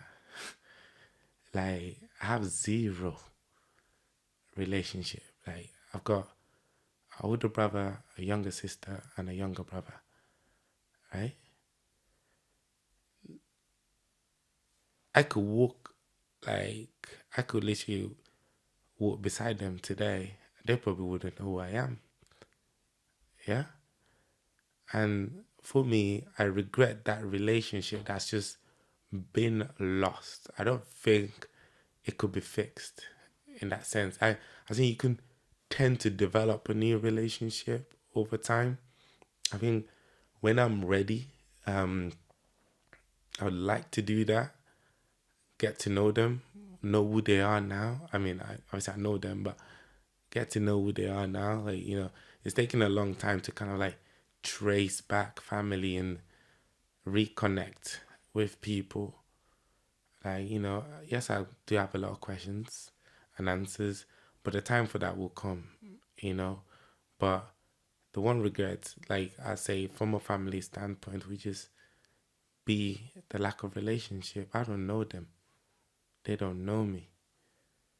And that hurts. Like, and that was the reason I don't know them is not even doesn't have anything to do with them or what they did or what I did. It was just that's what you have in it. So and that's frustrating.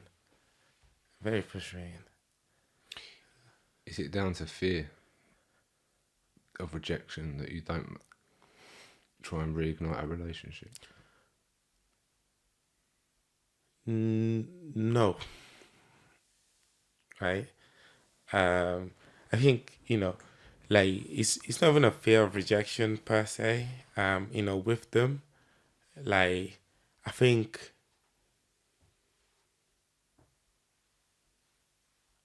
I just don't know what kind of emotions I still have or that might trigger. Sometimes like when you think it's all good, but then you have to be in the situation to actually see how it unfolds, Yeah. kind of thing, right? So, um, you know, either maybe not this year, but maybe next year, I will go to Nigeria, and set that time aside and, try to form that again and see if it's possible. Yeah. So, like,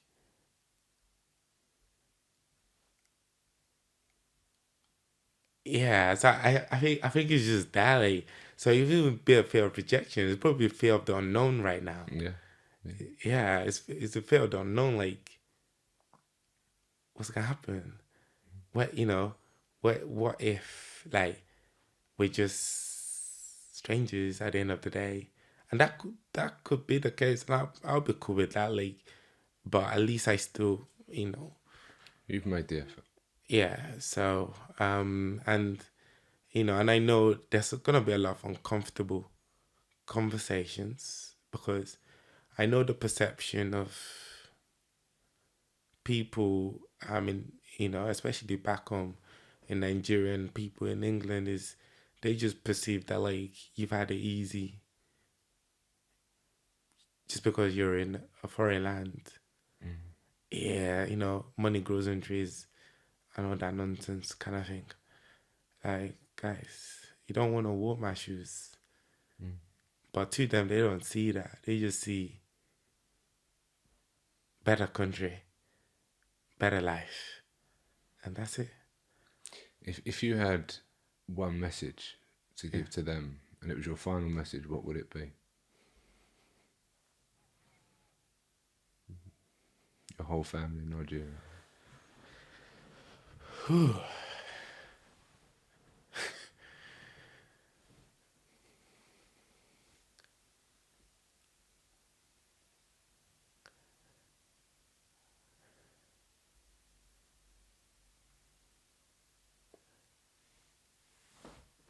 I'm okay.